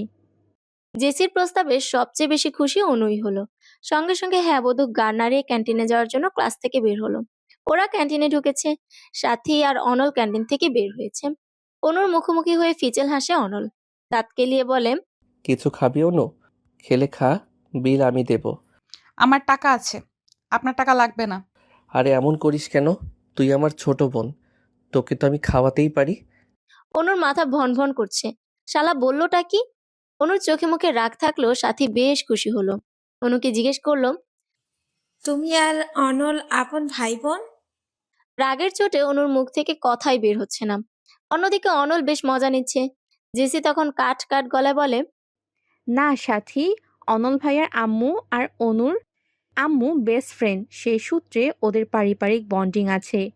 অনু যেহেতু অনল ভাইয়ার থেকে বয়সে ছোট, সেহেতু অনু তো তাকে ভাইয়া বলেই সম্বোধন করবে, তাই না? ও, সাথে সৌজন্যমূলক হাসল। অনু, জেসি এবং শুভা আর কথা না বাড়িয়ে ক্যান্টিনের ভেতর চলে যায়। অনল বিড়বিড় করে বলে, জল জল, আরো জল, দেখবি আর জ্বলবি, লুচির মতো ফুলবি। সূর্যের দেখা আজ প্রায় নেই বললেই চলে। ঘন শুভ্র কুয়াশার আড়ালে আচ্ছাদিত অবস্থায় আছে এখন সূর্য। ল্যাপের নিচে অনেকক্ষণ বসে থেকে 1 মিনিটের জন্য বের হলেই আবারও শরীর ঠান্ডা হয়ে যায়। তাই প্রয়োজন ব্যতীত আজ কেউই বাইরে যাচ্ছে না। তিনি কলেজ থেকে এসে সেই যে ল্যাপের ভিতর ঢুকেছে আর বের হয়নি। সন্ধ্যায় খালেদ রহমান বাড়ি ফিরেন। সচরাচর বাড়ি ফিরতে তার 10টা বাজে, সেই তুলনায় আজ অনেক আগেই ফিরেছেন। চোখে মুখে গাম্ভীর্যের সঙ্গে রয়েছে অন্য এক খুশির আভাস। আমেনা বেগমের উদ্দেশ্যে বলেন, 1 কাপ চা নিয়ে ঘরে আসো তো। আমেনা বেগম চা নিয়ে ঘরে আসেন। খালেদ রহমান চায়ের কাপ নিয়ে বললেন, বসো এখানে। ওর জন্য ভালো একটা পত্র পেয়েছি। দেখতে শুনতে সব দিক দিয়েই ভালো। পরিবারও মার্শাল্লাহ। এত তাড়াতাড়ি অনুর বিয়ে দিতে চাচ্ছ যে? এত তাড়াতাড়ি কোথায় দেখলে? ওনা এখন ভার্সিটিতে পড়ে, সেই ঝোড়ই নেই এখন। আর মেয়েদের বেশি বয়স হওয়ার আগেই বিয়ে দিয়ে দেওয়া উচিত। অনুকে একবার বলা উচিত না? হ্যাঁ বলবে। আমার মনে হয় না ছেলেকে কোন দিক থেকে ওর আর তোমার পছন্দ হবে। ছেলেকে সেটা জানো তুমি অবাক হবে। হ্যাঁ, ইউসুফের কথা মনে আছে না? তোমার তো ভালো করে মনে থাকার কথা। অনিকের মামাতো ভাই, হ্যাঁ, 10-15 দিন হবে সুইজারল্যান্ড থেকে দেশে ফিরেছে, বেড়াতে এসেছে। আমাদের অনুকে দেখে পছন্দ করেছে। কি ভদ্র ছেলে। মেয়ে পছন্দ হয়েছে, ডিরেক্টর বাবাকে নিয়ে দিয়ে আমায় বলিয়েছে। এখনকার যুগে এমন ছেলে পাওয়া যায়। আজ এই বিষয়ে আমি ইউসুফের বাবা আর অনলের বাবা কথা বললাম। ইউসুফকে তো আমার ভীষণ পছন্দ হয়েছে। 3 মাস থাকবে, এর মাঝে বিয়ে করতে চায়।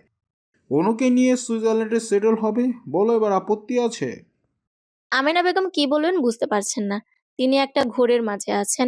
ইউসুফ অনলদের বাসায় এসে তার সাথেও দেখা করে গেছে, কিন্তু হাবভাবে এমন কিছুই মনে হয়নি, এমনকি কিছু বলেওনি। তিনি জড়তা রেখে বললেন, অনু আমাদের ছেড়ে এত দূরে থাকবে? মানে বলছিলাম যে এইটা আবার কি কথা বললে? মানুষ কি বিদেশে থাকছে না? তোমার তো আরও খুশি হওয়ার কথা। কজন মেয়ে এমন ভাগ্য পায়? যাও ওনাকে দিয়ে খবরটা দাও। সম্পূর্ণ অনিচ্ছা থাকা সত্ত্বেও বসা থেকে উঠলেন আমেনা বেগম। ধীর পায়ে অনুর রুমে এগিয়ে যান। বিছানায় শুয়ে শুয়ে তখন ফেসবুকিং করছিল অনু। আমেনা বেগমকে তাকিয়ে থাকতে দেখে অনু বলল, মা, তুমি ওভাবে দরজার সামনে দাঁড়িয়ে আছো কেন? ভেতরে আসো। কি ব্যাপার? হুম, হঠাৎ এত আদর কেন? তুই কত বড় হয়ে গেছিস অনু। ও মা, তো বড় হব না? হবে তো, কিন্তু তাই বলে এত বড়? বউ হবার মতো? বুঝলাম না মা, কিসের বউ? কার বউ? আমাদের ছোট অনু চোখের পলকেই বড় হয়ে গেছে, অথচ খেয়ালই হয়নি। এখনো মনে হয় তুই আমার ছোট্ট অনু। একটু ঝেড়ে কাশো মা, আমি তোমার কথা বুঝতে পারছি না। ইউসুফের কথা মনে আছে? অনল অনিকের মামাতো ভাই। তোকে পছন্দ করেছে ইউসুফ, বিয়ে করতে চায়। এসব তুমি কি বলছো মা? আমি এখন বিয়ে করব না। তোর আব্বুর কাছে প্রস্তাব পাঠিয়েছে, সে রাজি, তাই তোকে বলতে বলল। কি আজব, আমার বিয়ে হঠাৎ আমার মতামত নেবে না? অসুবিধা কি, ছেলে তো ভালো। হোক ভালো, আমিও তো খারাপ নই, কিন্তু আমি বিয়ে করব না। তুমি আব্বুকে বলে দাও। আমি কি বলবো? কাউকেই বলতে হবে না, এই বিয়ে ভেঙে দিব। আর কিছু না বলে অনু বাড়ি থেকে বের হয়ে অনলের কাছে যাওয়ার জন্য। এর বিহিত একমাত্র অনলই করতে পারবে। ইউসুফকে জানালে অবশ্যই সে বিয়ে ভেঙে দেবে। অনলদের বাড়ি যাওয়ার পর দরজা খুলে দেন শিমুল বেগম। অনুকে দেখে একগাল হেসে বলেন, আরে অনু, তোর কথাই হচ্ছিল। আয়, ভেতরে আয়। অনল ভাইয়া কোথায় আন্টি? সেই যে সকালে ভার্সিটিতে যাওয়ার জন্য বের হয়েছিলি, আর আসেনি এখনো। বাদ দে ওর কথা, তুই বস, তোর সঙ্গে কথা আছে। অস্বস্তি নিয়ে বসতে হলো অনুকে। ফোনটা বাসায় রেখে এসেছে, নয়তো ফোন করে তাড়াতাড়ি বাসায় আসতে বলা যেত। আচ্ছা, অনেককে বললেই তো ফোন করার কথা। তখন শিমুল বেগম বলেন, আমি চা নিয়ে আসি, দাঁড়া। আচ্ছা আন্টি, অনেক কি বাসায়? হ্যাঁ, অনিক ওর ঘরেই আছে। শিমুল বেগম রান্নাঘরে যাওয়ার পর অনু অনেকের ঘরে আসে। ল্যাব গায়ে দিয়ে গুটিসুটি হয়ে শুয়েছে অনেক। অনু ওকে ধাক্কাতে ধাক্কাতে ডাকে, এই অনেক ভাইয়া, অনেক ভাইয়া, এই ভর সন্ধ্যায় ঘুমিয়েছো নাকি? উঠুন। প্রচন্ড ধাক্কাধাক্কিতে মনে হচ্ছিল ঝড় হচ্ছে। ঘুমে ঢুলু ঢুলু হয়ে ল্যাপের ভেতর থেকে মাথা বের করে। সমস্ত ঘুমের নেশা তার কেটে যায়। অনু অপ্রস্তুত হয়ে তাকিয়ে রয়েছে। মিষ্টি হেসে কথাটি বলল ইউসুফ। অনেক ওয়াসুমি, আমি ইউসুফ। একটা বিয়ে ভাঙতে হবে অনল ভাই। আমি কিছুতেই এখন বিয়ে করব না। এই বিয়ে করা আমার পক্ষে একদম অসম্ভব। হন্তদন্ত হয়ে হড়বড় করে বলল অনু। অনেকের ঘরে ইউসুফকে দেখে এক ছুটে দৌড়ে ঘর থেকে বের হয়েছিল অনু। মেইন দরজার কাছে এসে অনলের সঙ্গে দেখা হয়ে যায়। তখনই অনলের হাত ধরে ছাদে নিয়ে এসেছে অনু। বাইরে থেকে এসে অনল ক্লান্ত। অনল গায়ের জ্যাকেটটা খুলে ফেলে অনুর দিকে ছুঁড়ে মেরে বলে, তোর বিয়ে, তেরাবেরা কথা বলবি না অনু। মাত্র বাইরে থেকে এসেছি, ক্লান্ত আমি, তবু যে তোর কথা শুনছি, এটা তো তোর ভাগ্য। আচ্ছা সরি, বিয়েটা ভেঙে দেন না প্লিজ। বিয়ে ভাঙলে আমায় কি দিবি? 50 টাকা দেব। 50 টাকা দিবি, 100 টাকা দিবি, এসবের মানে কি? আমায় কি তোর ছোট লোক মনে হয়? না না, আমি তো সে কথা বলিনি। তাহলে তুই কি বলেছিস? আমায় বোঝা। এখন এত কিছু বোঝার সময় নেই, প্লিজ এই সাহায্যটা করেন। হয়েছে, থাম, ন্যাকা কান্না কাঁদবি না। মেরে ছেলেটার হাত পা ভেঙে দেব। না না, এইসবের কোনো দরকার নেই, পরে আপনারই সমস্যা হবে। আমার সমস্যা হবে? হ্যাঁ, আমার গায়ে হাত তোলার সাহস কারো নেই। কিন্তু সে আপনার পরিচিত। কে সে? এনামুল নাকি রাজীব? আরে ধুর না, তারা কেন বিয়ের প্রস্তাব পাঠাবে? ইউসুফ ভাইয়ের কথা বলছি। ইউসুফ ভাইয়া মানে আমার মামাতো ভাই? তুই মজা নিচ্ছিস না অনু? একদম না, আমি সত্যি বলছি। কিন্তু আমি বিশ্বাস করছি না, দুনিয়াতে এত মেয়ে থাকতে তোর মতো গবেট মার্ক একটা মেয়েকে ভাইয়া বিয়ে করতে চাইবে? অসম্ভব। তোর এসব ঢপবাজিতে আমি গলছি না। তুই সাথীকে নিয়ে জেলাস হয়েছিস বলে এখন ভাইয়াকে নিয়ে আমায় জেলাস ফিল করাতে চাচ্ছিস, আমি জানি। কথাগুলো বলে অনুর হাত থেকে জ্যাকেটটা নিয়ে অনল নিচে নেমে যায়। হাত পা ছড়িয়ে কাঁদতে ইচ্ছে করছে অনুর। অনল বাসায় গিয়ে ইউসুফকে দেখে রীতিমতো চমকে যায়। কুশল বিনিময় করে বলে, ভাইয়া তুমি কেমন আছো? আলহামদুলিল্লাহ ভাই, তুই ভালো আছিস? আলহামদুলিল্লাহ। কখন আসলে? সকালেই। তুই কি সারাদিন বাড়ির বাইরেই থাকিস নাকি? ওই তো একটু যাওয়া হয় ঘুরতে। অনু চলে গেল কেন রে? আর বলো না ফুপি, আমায় দেখে লজ্জা পেয়েই দৌড় দিল। এবার অনলের টনক নড়ল। ছাদে বলা অনুর কথাগুলো মনে পড়ে যায়। তার মানে অনু মিথ্যে বলেনি। শিমুল বেগম অনলকে বললেন, খবর কিছু শুনেছিস? আমাদের ইউসুফ ডুবে ডুবে জল খাচ্ছে। ইউসুফ অনুকে বিয়ে করতে চায়, তোর বাবা কথাও বলেছে। অনুর বাবা তো রাজি। শীতকাল, বৃষ্টি হওয়ার সম্ভাবনা ক্ষীণ। তবুও অনলের মনে হচ্ছে বাইরে বাজ পড়ছে। নিজেকে শান্ত করার চেষ্টা করছে অনল।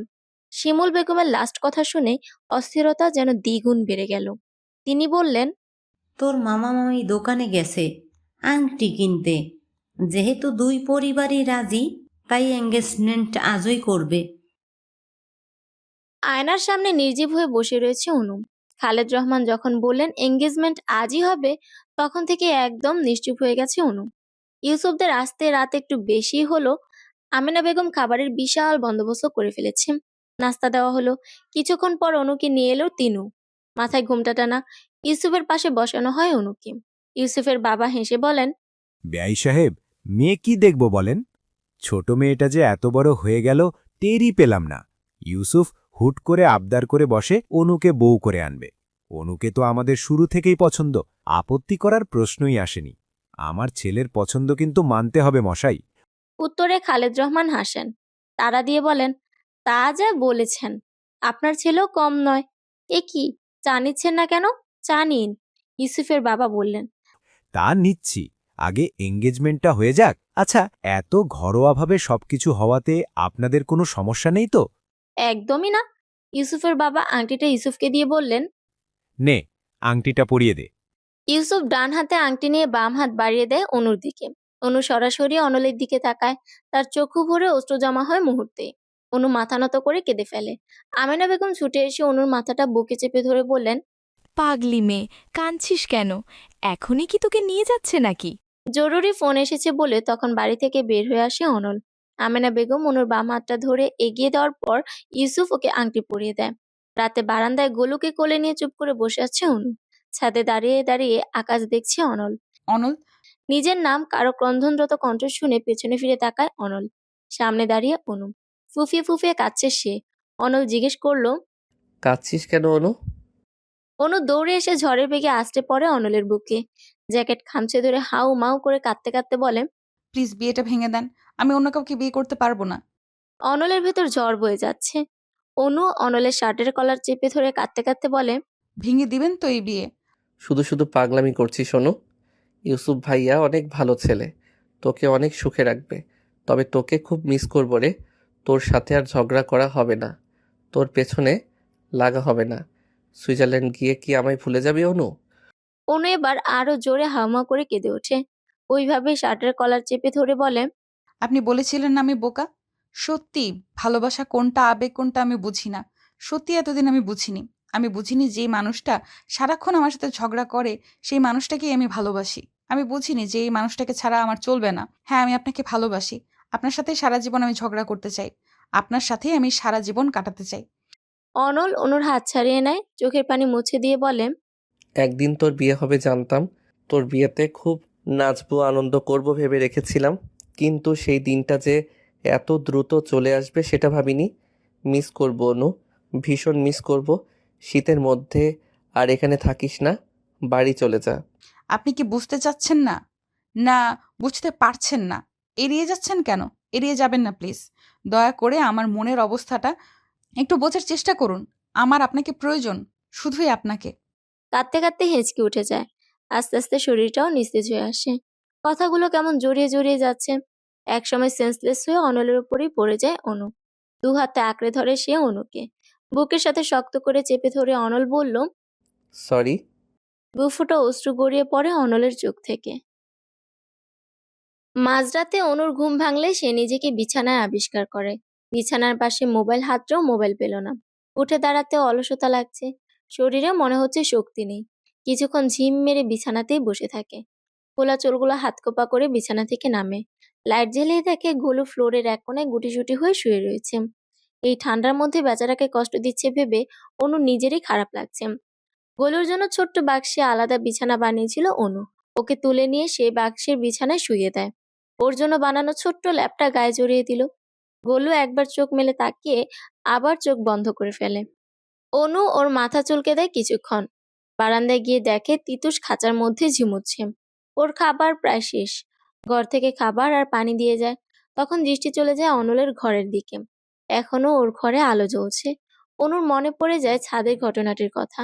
অনলের নিষ্ঠুরতার কথা ভাবতেই একদলা ভারী মেঘ এসে জমা হয় চোখের কার্নিশে, যার শেষ ফলাফল হিসেবে নেত্রপল্লব অশ্রুতে ভিজে ওঠে। দীর্ঘশ্বাস নিয়ে অনু ঘরে ফিরে আসে। ওয়ারড্রপ থেকে জামা কাপড় বের করে শাড়িটা আগে খুলে ফেলে। তারপর ওয়াশরুমে চলে যায় ফ্রেশ হতে। সকালে অনুর ঘুম ভাঙে আমেনা বেগমের ডাকে। চোখ না মেলেই অনু বলে, বলো। ইউসুফ এসেছে তোর সঙ্গে দেখা করতে। এত সকালে? এত সকাল কোথায় পেলি? 11টা বাজতে চলল। অনু নিশ্চুপ। আবার ঘুমিয়ে পড়েছে নির্ঘাত। তিনি কাঁধে ধাক্কিয়ে আবার ডাকেন, উঠ রে অনু, ছেলেটা সেই কখন থেকে বসে আছে। যাও, আসছি। তাড়াতাড়ি। আমেনা বেগম চলে যাওয়ার প্রায় 5 মিনিট পরে অনু উঠে। আরো পরে উঠতো যদি না তিনু এসে ডেকে যেত। অনু ফ্রেশ হয়ে ড্রয়িং রুমে আসে। ড্রয়িং রুমে কেউ নেই। রান্নাঘরে ওকে দিয়ে দেখে আমেনা বেগম রান্না করছেন। সম্ভবত দুপুরে রান্না করছেন। আয়োজন বেশ ভালোই। উনি কোথায়? জিজ্ঞেস করে অনু। আমেনা বেগম পিছনে ফিরে বলেন, তোর আক্কেল জ্ঞান কবে হবে বলতে পারিস? কখন থেকে এসে অপেক্ষা করছে। কোথায় এসে? ছাদে। আচ্ছা। অনু চলে যাওয়ার সময় আমেনা বেগম পিছু ডেকে 2 মগ কফি এগিয়ে দিয়ে বলেন, খালি মুখে কথা বলবি নাকি? কফি নিয়ে যা। অনু কোনো প্রত্যুত্তর করল না, শুধু নীরব হয়ে কফির মগ দুটো হাতে নিয়ে ছাদে চলে যায়। ছাদের রেলিং ধরে ধীর পায়ে এ মাথা থেকে ও মাথা পর্যন্ত হাঁটছে ইউসুফ। কুয়াশা থাকলেও মৃদু রোদও রয়েছে। পরিবেশটা ওর বেশ ভালোই লাগছে। আপনার কফি। অনুর কণ্ঠ শুনে পেছনে তাকায় ইউসুফ। হাত বাড়িয়ে কফির মগ নিয়ে বলে, থ্যাংক ইউ। ওয়েলকাম। হুট করে চলে আসায় বিরক্ত হওনি তো? বিরক্ত হলে কি চলে যাবেন? ইউসুফ অপ্রস্তুত হয়ে পড়ে। অনু মেয়েকে মৃদু হেসে বলে, just kidding, don't be serious. অনুর হাসিতে তাল মেলালেও ইউসুফের কেন জানি খটকা লাগছে। ঘাপলা অন্য কিছু মনে হচ্ছে। কফিটা কেমন হয়েছে? অসাধারণ। তুমি বানিয়েছো? না, মা বানিয়েছে। আমি এত ভালো কফি বানাতে পারি না। দুজনই নিশ্চুপ। অনুর দৃষ্টি মাঠের দিকে। এলাকার বাচ্চাদের সঙ্গে ফুটবল খেলছে অনল। বাচ্চাদের মতোই হাসছে। কত খুশি ছেলেটা। অনুর ঠোঁটের কোণে তাচ্ছিল্যকর হাসি ফুটে ওঠে। অনু, তুমি এই বিয়েতে রাজি তো? অনু এবার শব্দ করে হেসে ফেলে। হাসতে হাসতে বলে, এই প্রশ্নটা কি আরো আগে আমাকে করা উচিত ছিল না? অনু, তোমার সঙ্গে রিলেশন করার মতন কোনো ইচ্ছা আমার ছিল না। আমার ইচ্ছে ছিল আমি তোমায় বিয়ে করে বউ বানাবো। এজন্য বাবাকে দিয়ে সোজা বিয়ের প্রস্তাব পাঠিয়েছি। সমস্যাটা এখানেই। আমার পরিবার আপনার পরিবারের মতো নয়। আপনার পরিবারে আপনার অনেক গুরুত্ব রয়েছে, ইচ্ছের দাম রয়েছে, যেটা আমার পরিবারে আমার নেই। এমনকি একটা বার আমায় জিজ্ঞাসা করা হয়নি আমি কি চাই, আমি বিয়েতে রাজি কিনা। তাহলে কি তুমি বিয়েতে রাজি নও? না হলেও বা আপত্তি কোথায়? বিয়ে তো হবেই। বাবা মায়ের ইচ্ছে বলে কথা। বাবা মা শখ, বাবা মা বললেই হবে নাকি? সংসার করব আমরা, আমাদের মতামত দরকার সবার আগে। তুমি আমায় ক্লিয়ার করে বলো, তুমি এই বিয়েতে রাজি? অনু কিছুক্ষণ চুপ করে থাকে, তারপর চোখে চোখ রেখেই বলে, না। ইউসুফ কি বলবে বুঝতে পারছে না। বাকশক্তি লোপ পাওয়ার জোগাড়। গোপনে দীর্ঘশ্বাস নিয়ে বলে, তাহলে এই বিয়ে হবে না। তুমি নিশ্চিন্তে থাকো। ইচ্ছার বিরুদ্ধে বিয়ে করার মতন ছেলে আমি নই। আমি বাড়িতে গিয়ে বাবাকে বলবো। যাচ্ছি এখন। দুপুরের খাবারটা খেয়ে যান, মা আপনার জন্য রান্না করছে। অন্য একদিন খাবো অনু, আজ আসি। ইউসুফ সরাসরি নিজেদের বাড়ি চলে যায়।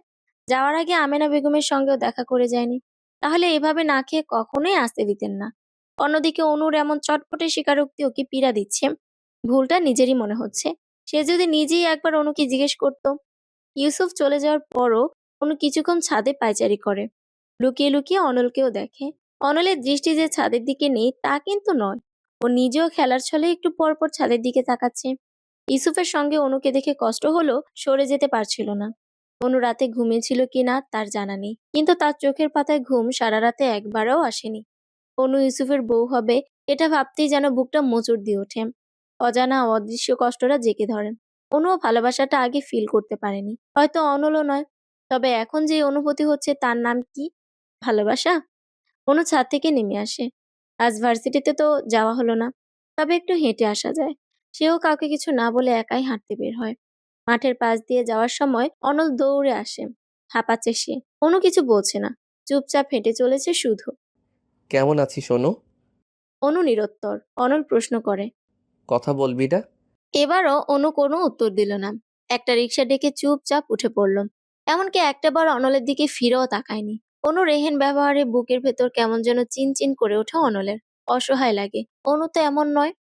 পুরো বাড়িতে পিনপতন নীরবতা চলছে। এমনকি ফ্যানের ভন ভন করা শব্দটাকেও প্রকট মনে হচ্ছে এখন।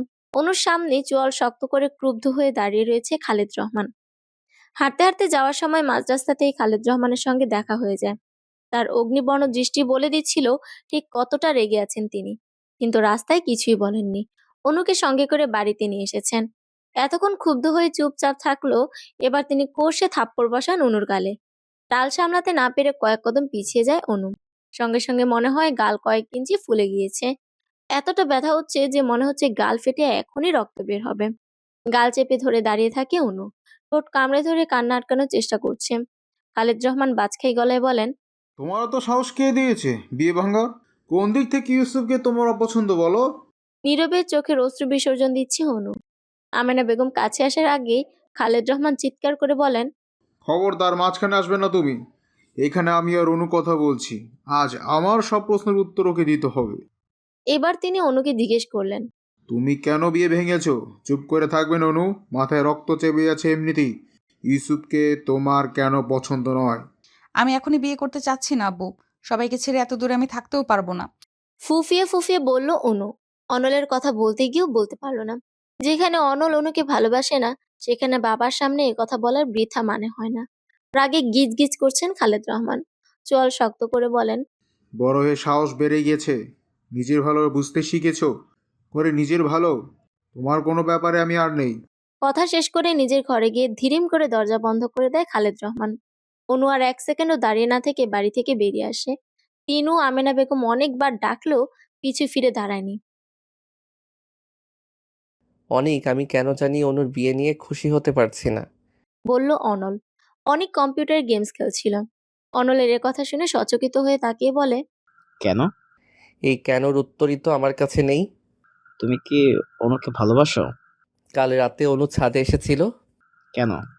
আমার কাছে। কি বলেছে? অনু আমায় ভালোবাসে, বিয়ে ভেঙে দিতে বলেছে, কান্নাকাটি করেছে অনেক। আমার মনে হয় অনলের পুরো কথা শেষ হওয়ার আগে অনেকের ফোন বেজে ওঠে। তিনু ফোন করেছে। একটু ওয়েট ভাইয়া বলে অনেক ফোন রিসিভ করে। ওপাশ থেকে তিনু প্রায় কেঁদেই ফেলবে সেভাবে বলে, অনেক, অনেক, আপু বাড়ি থেকে বেরিয়ে গেছে। ইউসুফ ভাইয়াকে আপু বিয়ে করবে না বলেছে। বিয়ে ভেঙে দিয়েছে বলে আব্বু খুব রেগে গেছে। আপুকে মেরেছে আর বকেছেও অনেক। কখন বের হয়েছে? এই এক্ষুনি। তুমি আর অনল ভাইয়া একটু খুঁজে দেখো না। আচ্ছা, তুমি চিন্তা করো না। আন্টিকে চিন্তা করতে বারণ করো, আমি দেখছি। অনেকের সব কথাই অনল শুনেছে। চিন্তিত হয়ে বলে, কি হয়েছে রে? ভাইয়া, অনু বাড়ি থেকে বের হয়ে গেছে। মানে কি? কেন বিয়ে ভেঙে দিয়েছে অনু? এজন্য আঙ্কেল মেরেছিল?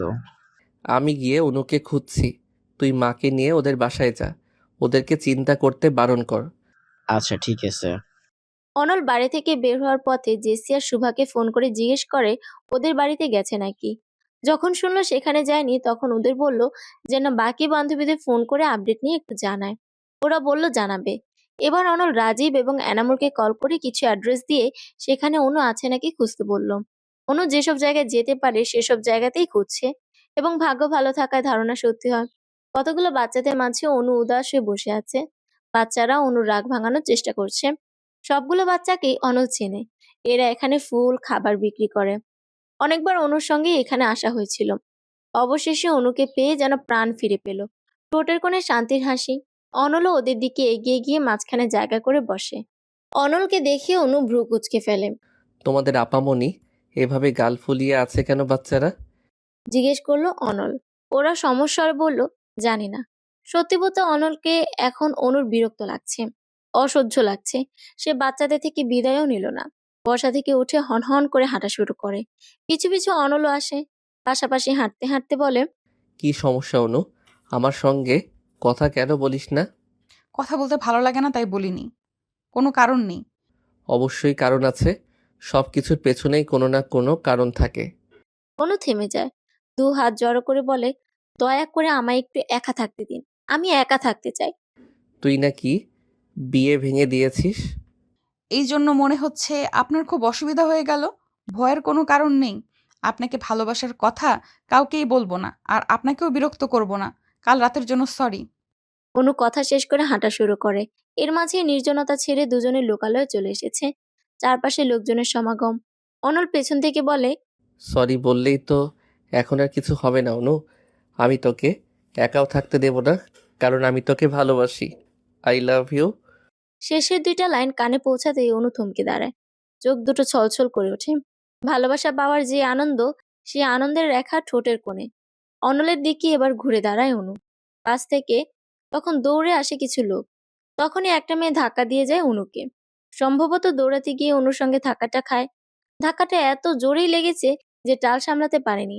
অনু ঘুরে পড়ে যাওয়ার মুহূর্তে তরল জাতীয় কিছু ওর মুখ বরাবর এক সাইডে এসে পড়ে। সঙ্গে সঙ্গে গগন বিদারী চিৎকার করে রাস্তায় লুটিয়ে পড়ে অনু। যন্ত্রণায় ছটফট করতে থাকে। গালের এক সাইড এবং গলার মাংস ঝলসে যেতে শুরু করে মুহূর্তেই। পুরো ঘটনাটা এত দ্রুত ঘটলো যে অনল বুঝে উঠতেই পারলো না ঠিক কি হলো। দুহাতে মুখ ঢেকে রাস্তায় ঘুরিয়ে ঘুরিয়ে কাঁদছে অনু। ছটফট করছে। যখন বুঝে উঠতে পারে অনুর শরীরে এসিড পড়েছে, ততক্ষণে অনল উদ্ভ্রান্তের মতো ছুটে আসে। কিছু দূর থেকে আরো একটা মেয়ের গগন বিদারে আর্তনাদ শোনা যায়। আশেপাশের লোকজন কয়েকটা ছেলেকে ধরে ফেলে। অনলের দম বন্ধ হয়ে আসছে। ঘন কালো অন্ধকারে আচ্ছাদিত ধরিত্রী। আনন্দ নেই, হাসি নেই কোথাও। চারিদিকে শুধু থমথমে পরিবেশ। বাঁধন হারা হয়ে কাঁদছেন আমেনা বেগম এবং তিনু। খালেদ রহমান একটু পরপর শার্টের হাতে চোখ মুছছেন। তাদের মেয়ের সাথেই কেন এমনটা হতে হলো?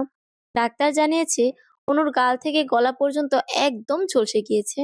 ভেতরে কাউকে অ্যালাউ করেনি। বাইরে থেকেই সকলে এক পলক দেখেছে শান্ত নির্জীব অনু। বুকের ভেতরটা একদম হু হু করে ওঠে। যেই কষ্ট কাউকে বোঝানো যায় না, আর না সবাই বোঝে। যারা এসিড ছুঁড়েছিল ওদেরকে পুলিশের হাতে তুলে দেওয়া হয়েছে। ওদের স্বীকারোক্তি দ্বারা জানা গিয়েছে অনুকে এসিড মারার উদ্দেশ্য ওদের ছিল না, বরং অন্য মেয়েটিকে এসিড ছুঁড়তে গিয়েই অনু শরীরে পড়ে যায়। পুলিশ হাসপাতালে এসেছিল, কিন্তু অনু অথবা এসিড আক্রান্ত অন্য মেয়েটি অর্থাৎ আঁখি এখন কথা বলার মতো অবস্থায় নেই। ডাক্তার জানিয়েছে এখনই তাদের কারোর সাথে কথা বলতে দেওয়া যাবে না। পুলিশও ওদের দুজনের জবানবন্দি ছাড়া কিছু করতে পারবে না, তাই অপেক্ষা করা ছাড়া কোনো গতি নেই। করিডোরের একপাশে দেয়ালের সাথে মাথা ঠেকে দাঁড়িয়ে আছে অনল। বারবার চোখের সামনে অনু ছটফট করা তখনকার দৃশ্য ভেসে উঠছে। কত কষ্ট ওকে পোহাতে হয়েছে। কি হবে সামনে? অনু এসব সহ্য করতে পারবে তো? ডাক্তার এসে জানায় ওরা এখন স্বাভাবিক সুস্থ। সবার আগে কথা বলার জন্য পুলিশই যায়। যদিও তারা উপস্থিত অনল এবং আরো কয়েকজনকে জিজ্ঞাসাবাদ করে উক্ত ঘটনাটি শুনেছিল, তবুও একই প্রশ্ন তারা অনু এবং আখিকে করে। পুরো ঘটনা অনুর বলার প্রয়োজন হয়নি, শুধু এটাই জানিয়েছে সে তাদের কাউকে চিনে না। হুট করে কি থেকে কি হয়ে গেল তা বুঝতেও পারেনি। আখির জবানবন্দি এমন ছিল। অ্যাসিড নিক্ষেপকারী একজন, যার নাম পলাশ। পলাশ আমায় প্রেম প্রস্তাব দিয়েছিল কলেজে যাওয়ার সময়। সে ভালো ছেলে নয়, আমি না করে দিয়েছিলাম। এরপর থেকে সে প্রায়ই আমায় বিরক্ত করত, রাস্তাঘাটে উত্ত্যক্ত করত। তারপরও যখন আমি রাজি হইনি, তখনও হুমকি দিয়ে বলে, তোর এই সুন্দর চেহারা নিয়ে এত বড়াই না, তোর এই চেহারাই আমি নষ্ট করে দেব। সরাসরি ভয় না পেলেও মনে মনে আমি ঠিকই ভয় পেয়েছিলাম। কিছুদিন কলেজেও যাইনি। এরপর যখন আবার কলেজে যাওয়া শুরু করলাম, তখন আর পলাশ আমায় বিরক্ত করতো না। আমি ভেবে নিয়েছিলাম হয়তো আমাকে ভয় দেখানোর জন্যই বলেছিল, কিন্তু ভুল ছিলাম আমি। সেদিন কোচিং থেকে ফেরার পথে পলাশ ও ওর সঙ্গীরা আমার দিকে এগিয়ে আসে, অদ্ভুতভাবে হাসে। আমি ভয় পেয়ে দৌড়ানো শুরু করি। দৌড়াতে দৌড়াতে অন্য একটা মেয়ের সঙ্গে ধাক্কা খাই। আমার জন্য ওই মেয়েটাকেও অ্যাসিডের শিকার হতে হয়। এবার আখির কান্না আরো বেড়ে যায়। ডাক্তাররা জানায় এই সময় ওদের উত্তেজিত করা ঠিক হবে না। পুলিশের যা জানার দরকার তা জেনে নিয়েছে, আর কোনো প্রশ্ন তারা করেনি। তবে এটা বলেছে যে এর প্রাপ্য শাস্তি পলাশ ও ওর বন্ধুরা পাবে। হাসপাতালের বাইরে সাংবাদিকদের দলবল। একদিনে একই সময়ে 2 মেয়ে এসিডের শিকার। এই খবর যেন মুহূর্তেই ছড়িয়ে পড়েছে সব জায়গায়। ডাক্তাররা তাদের হাসপাতালের ভেতর অ্যালাউ করেনি। তারা উন্মুখ হয়ে অপেক্ষা করছে অনু এবং আখির সঙ্গে কথা বলার জন্য। এর মধ্যে যতটুকু জানা হয়েছে ততটুকুই টিভি, পত্রিকায় প্রচার করা হয়েছে। তাদের আগের ছবি এবং এসিডে ঝলসে যাওয়া ছবি দেখে সকলের মনেই আক্ষেপ। এত সুন্দর চেহারা! আজকাল সত্যি এটাও মনে হয় যে সুন্দর হওয়া পাপ, অন্যায়। অনু সুস্থ হওয়ার পরও কারোর সঙ্গেই কথা বলতে চায়নি, এমনকি দেখাও করেনি। অনল ভেতরে যায়নি একবারও। আমেনা বেগম যাওয়ার পর হাত ধরে কান্না করে অনু। আকাশ পাতাল কেঁপে উঠবে সেই কান্নার সুরে। আজ অনু এবং আখিকে আদালতে যেতে হবে সাক্ষী দেওয়ার জন্য। দুজনকেই রেডি করা হয়, কিন্তু আয়না দেখতে দেওয়া হয় না কাউকেই। এমনকি ফোনও তাদের থেকে দূরে রাখে। এই ঝলসে যাওয়া মুখ দেখলে বেঁচে থাকার ইচ্ছে এখানেই মরে যাবে। গালে গলায় হাত বুলিয়ে আটকে ওঠে অনু। বুঝতে পারে নিজের করুণ পরিস্থিতি। ঘরের এক কোণায় হাঁটু মুড়ে বসে আছে অনু। কিছুক্ষণ আগেই আদালত থেকে এসেছে। আসামিদের ফাঁসির রায় দেওয়া হয়েছে। এখনো পর্যন্ত অনু নিজেকে দেখেনি, আখির মুখ দেখতে পায়নি। ওনা দিয়ে বড় ঘুমটা দেওয়া ছিল, তবে হাতটা দেখতে পেরেছিল। ডান হাতের ওপর ভাগ একদম ঝলসে পড়ে গেছে। কি ভয়ঙ্কর সে দৃশ্য! হাতের যদি এই অবস্থা হয়ে থাকে, তাহলে মুখের অবস্থা কিরকম হয়েছে? বাড়ির সামনে আসার পর এলাকার মানুষদের করা বিকৃত মুখভঙ্গি বারবার চোখের সামনে ভেসে উঠছে। তাদের চোখে ভয় স্পষ্ট ছিল। তারা কি অনুকে ভয় পাচ্ছে? ঘর থেকে সকল প্রকার আয়না জাতীয় সরঞ্জাম সরিয়ে ফেলা হয়েছে। সে নিজেই তার মুখ দেখার জন্য উদ্গ্রীব হয়ে রয়েছে। কেমন দেখাচ্ছে তাকে? খুব ভয়ঙ্কর, খুব। ঠোঁট ভেঙে কান্না চলে আসে। ফ্লোরে গুটি গুটি পায়ে গুলো ঘুরে বেড়াচ্ছে। তিতুস ওর কোলের কাছে এসে বসেছে। খুব গভীর মনোযোগ দিয়ে তাকালে মনে হবে তিতুসও বোধহয় কাঁদছে, তবে সে অন্যান্যদের মতো ভয় পাচ্ছে না। আমেনা বেগম প্লেটে করে খাবার নিয়ে আসেন। তিনুর হাতে পানির গ্লাস। কাঁদতে কাঁদতে ওদের চোখ মুখ ফুলে গেছে। নিজেকে কোনো রকম ভাবেই সামলে রাখতে পারছে না আমেনা বেগম। অনুর মুখের দিকে তাকালেই বুক ভেঙে কান্না চলে আসে। চোখ নামিয়ে ভাত মেখে মুখের সামনে ধরেন। তুমিও কি আমার দিকে তাকাতে ভয় পাচ্ছ মা? তিনি মেয়ের দিকে তাকিয়ে অশ্রু ত্যাগ করেন। অনুর মাথাটা বুকে চেপে ধরে বলেন, না মা, না, আমি কেন ভয় পাব?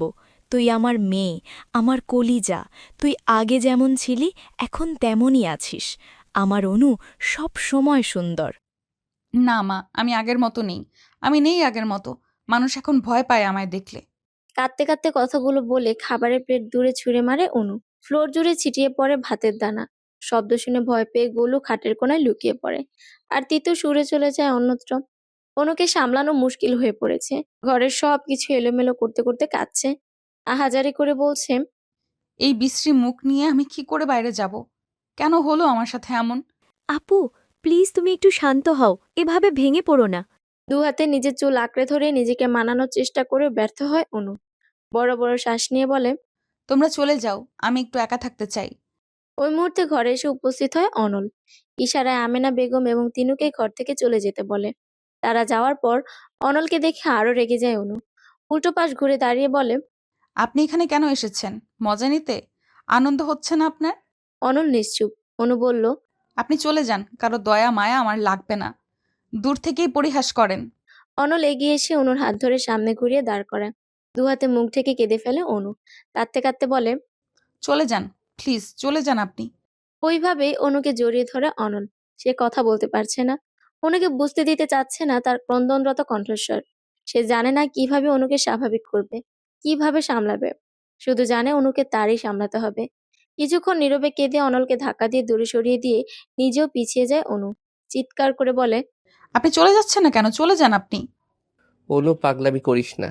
এটা একটা অ্যাক্সিডেন্ট ছিল, তোর তো এখানে কোনো দোষ নেই। কেন এমন করছিস? কারণ দোষ না করেও আমাকে শাস্তি পেতে হচ্ছে। মানুষ ভয় পায় আমায় দেখলে। অনল চুপচাপ দাঁড়িয়ে থাকে। আহাজারি করে কাঁদতে কাঁদতে পা ছড়িয়ে ফ্লোরে বসে পড়ে অনু। নিজের মাথার চুল নিজেরই টেনে ছিঁড়ে ফেলতে ইচ্ছে করছে। অনল ঘর থেকে বেরিয়ে আবার কয়েক সেকেন্ডের মধ্যেই ফিরে আসে। অনুর সামনে হাঁটু গেড়ে বসে একটা খরগোশের বাচ্চা অনুর কোলের উপর রাখে। অশ্রুসিক্ত নয়নে সে অনলের দিকে তাকায়। অনলের চোখের পানি চিকচিক করছে। এটাও বোঝা যাচ্ছে সে এখন কাঁদতে চাচ্ছে না।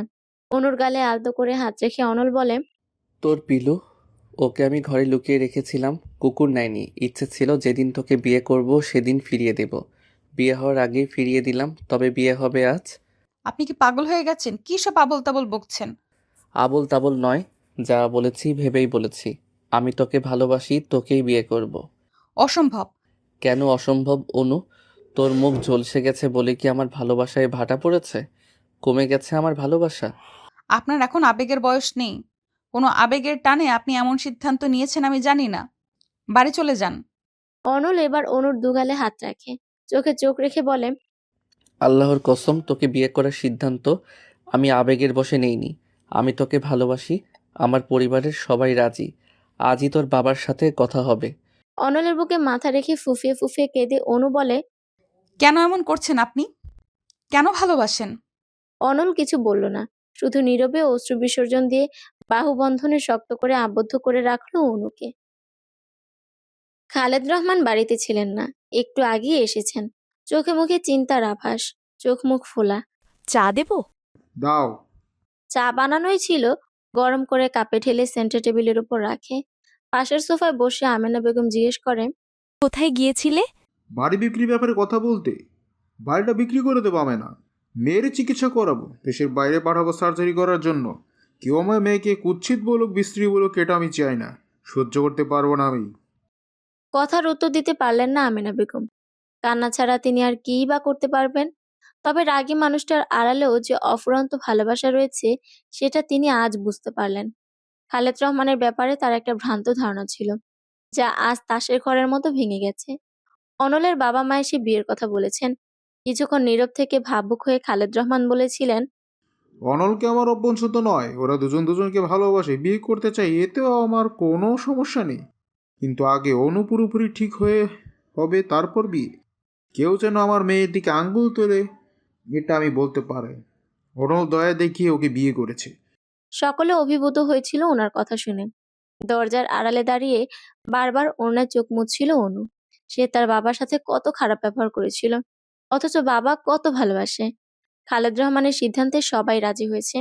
উন্নত মানের চিকিৎসার জন্য টাকার ব্যবস্থা করা হচ্ছে। জেসি এবং শুভা বেশিরভাগ সময়টা এখন অনুদের বাসাতেই থাকে। লুডো খেলে, গান শোনে, চোর পুলিশ খেলে। প্রকৃত বন্ধুরা কখনোই ভুলে যায় না।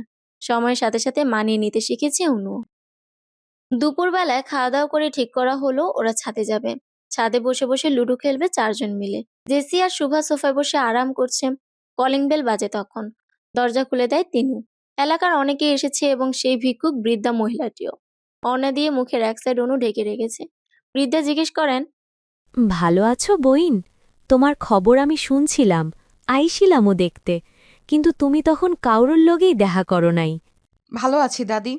কথাবার্তার শব্দ পেয়ে খালেদ রহমান এবং আমেনা বেগমও ড্রয়িং রুমে আসেন। সকলের সঙ্গে আলাপ বার্তা করেন। এরপর তারা সবাই টেবিলের উপর টাকা রেখে বলেন, বেশি টাকা পয়সা দেওয়ার সামর্থ্য আমাদের নাই ভাই। অনু জানে আমাদের অবস্থা, যা পারছি দিছি। আমরাও চাই আমাদের অনু আবার প্রাণ ফিরে পাক, হাসি খুশি অনু ফিরে আসুক আমাদের মাঝে। আমেনা বেগম এবং খালেদ রহমানের চোখে পানি এসে পড়ে। এতগুলো মানুষ অনুকে ভালোবাসে। কিছু মানুষ ভালোবাসার প্রতিদান দিতে জানে না, যেটা করে তা হচ্ছে বেইমানি। এই সহজ সরল মানুষগুলো বেইমানি বোঝে না। তাদের প্রত্যেককেই অনু কোনো না কোনোভাবে সাহায্য করেছিল। এখন অনুর বিপদেও তারা মুখ ফিরিয়ে নেয়নি, পাশে এসে দাঁড়িয়েছে তাদের সামর্থ্য অনুযায়ী। কজনই বা থাকে বিপদের সময়ে পাশে। যদিও টাকার ব্যবস্থা সব হয়ে গিয়েছিল, তবুও খালেদ রহমান তাদের ফিরিয়ে দিলেন না। অনু কেঁদে ফেলে এত ভালোবাসা দেখে। তিনু বোনকে জড়িয়ে ধরে বলে, তুই ঠিক ছিলি আপু, সেদিন তুই মিথ্যে বলিসনি, তারাও তোর বিপদে পাশে আছে। দুপুর থেকে বিকেল অবধি তারা সবাই গল্প করলেন। অনু ভুলেই গেছে প্রায় তার কষ্ট। সবাই পাশে আছে, কিন্তু অনল নেই। ওকে ছাড়া সবকিছু বড্ড ফাঁকা ফাঁকা লাগছে। অবশ্য সে গিয়েছে পাসপোর্ট আর ভিসার কিছু কাজ শেষ করতে। ওরা কালই যাচ্ছে সুইজারল্যান্ডে সার্জারি করার জন্য। এখানে ইউসুফেরও হাত রয়েছে। সে সহযোগিতা করেছে বলে চিকিৎসার ব্যবস্থা দ্রুত হয়েছে। কাল সকালের ফ্লাইটেই সুইজারল্যান্ড যাবে। সব কাজ শেষ করে রাতে বাড়িতে ফেরে অনল। রাতে অনুদের বাসাতেই খায়। ইশারায় তিনুকে জিজ্ঞেস করে, অনু কোথায়? প্রত্যুত্তরে তিনু চোখ দিয়ে ইশারা করে বলে, ছাদে। খাওয়া শেষ করে অনলও ছাদে চলে যায়। উপস্থিতি জানান দিতে খ্যাক করে গলা পরিষ্কার করে। অনু একবার পেছনে তাকিয়ে দৃষ্টি সরিয়ে নিল। চাদরটা আর একটু ভালো করে টেনে গায়ে জড়িয়ে নিয়ে আড়ষ্ট হয়ে দাঁড়ায়। অনল এগিয়ে গিয়ে রেলিং এর সাথে হেলান দিয়ে দাঁড়িয়ে বলে, উফ, ঠান্ডা। অনু এবার তাকালোও না। অনল এবার অসহায়ের মতো মুখ করে বলে, একটু চাদরটা শেয়ার করবি অনু? খুব ঠান্ডা লাগছে। কেন, সাথীর কাছে গিয়ে চান? এখানে আবার সাথী আসলো কোথা থেকে? আকাশ থেকে। সেদিনের কথা মনে নেই? আছে, ওই দিন ওকে জ্যাকেট দিয়েছিলাম। তারপর যে একদিন আমাদের বাড়ির ছাদে তোকে জ্যাকেট দিলাম। এখন তুইও চাদর শেয়ার করবি, করতে বাধ্য তুই। দে। অনল চাদরে ধরে টান দিতে যাবে, তার আগেই অনু দূরে সরে যায়। দেব না। সারাদিন কোথায় ছিলেন আপনি?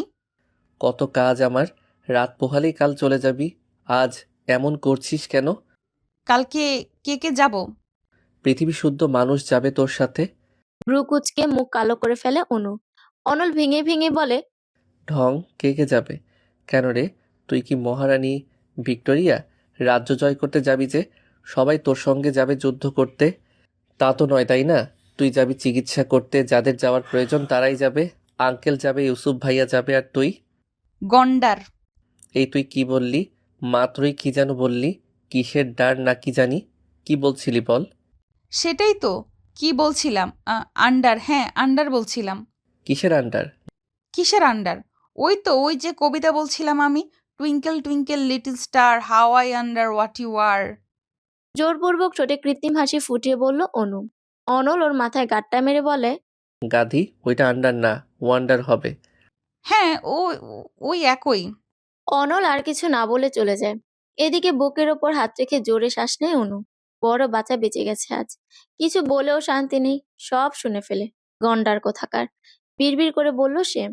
আচমকা তখন অনল ফিরে এসে চাদরটা টেনে নিয়ে নেয়। গায়ে জড়িয়ে পেছন থেকে অনুকে জড়িয়ে ধরে বলে, আমার অনুর চিকিৎসা হবে আর আমি থাকবো না? কাল আমিও যাব, আমার পাগলির পাশে আমি থাকবো, একদম ঢাল হয়ে। জানিস অনু, তোর প্রতি আলাদা টান, ভালোবাসা সবসময়ই আমার কাজ করত। কিন্তু ঝগড়া করতে করতে কেন জানি ভালোবাসাটা ধরতেই পারতাম না। সত্যি বলতে তোর পাশে অন্য কোনো ছেলেকে আমি সহ্য করতে পারতাম না, তাসিনকেও না। আমার ভয় হতো তোকে হারিয়ে ফেলার। এরপর যখন তাসিনের বিষয়ে খোঁজ খবর নিয়ে জানলাম ওর ক্যারেক্টার ভালো না, তখন অনেক খুশি হয়েছিলাম। বলতো কেন? কেন? কারণ আমি জানতাম প্রমাণ করতে পারলে তুই কোনোদিন ওর সাথে রিলেশন রাখবি না, আপদ বিদায় হবে।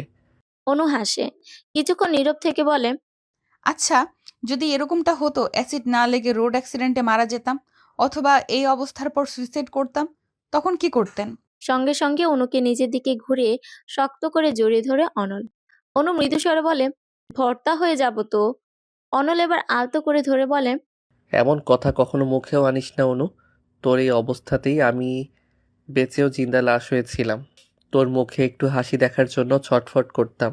আর তুই, তোকে ছাড়া থাকা অসম্ভব। তোর মুখ এমন থাকলেও আমার কিছু যায় আসে না। যে কোনো পরিস্থিতিতেই তুই আমার, সবভাবেই সব সাজে আমি তোকে ভালোবাসি।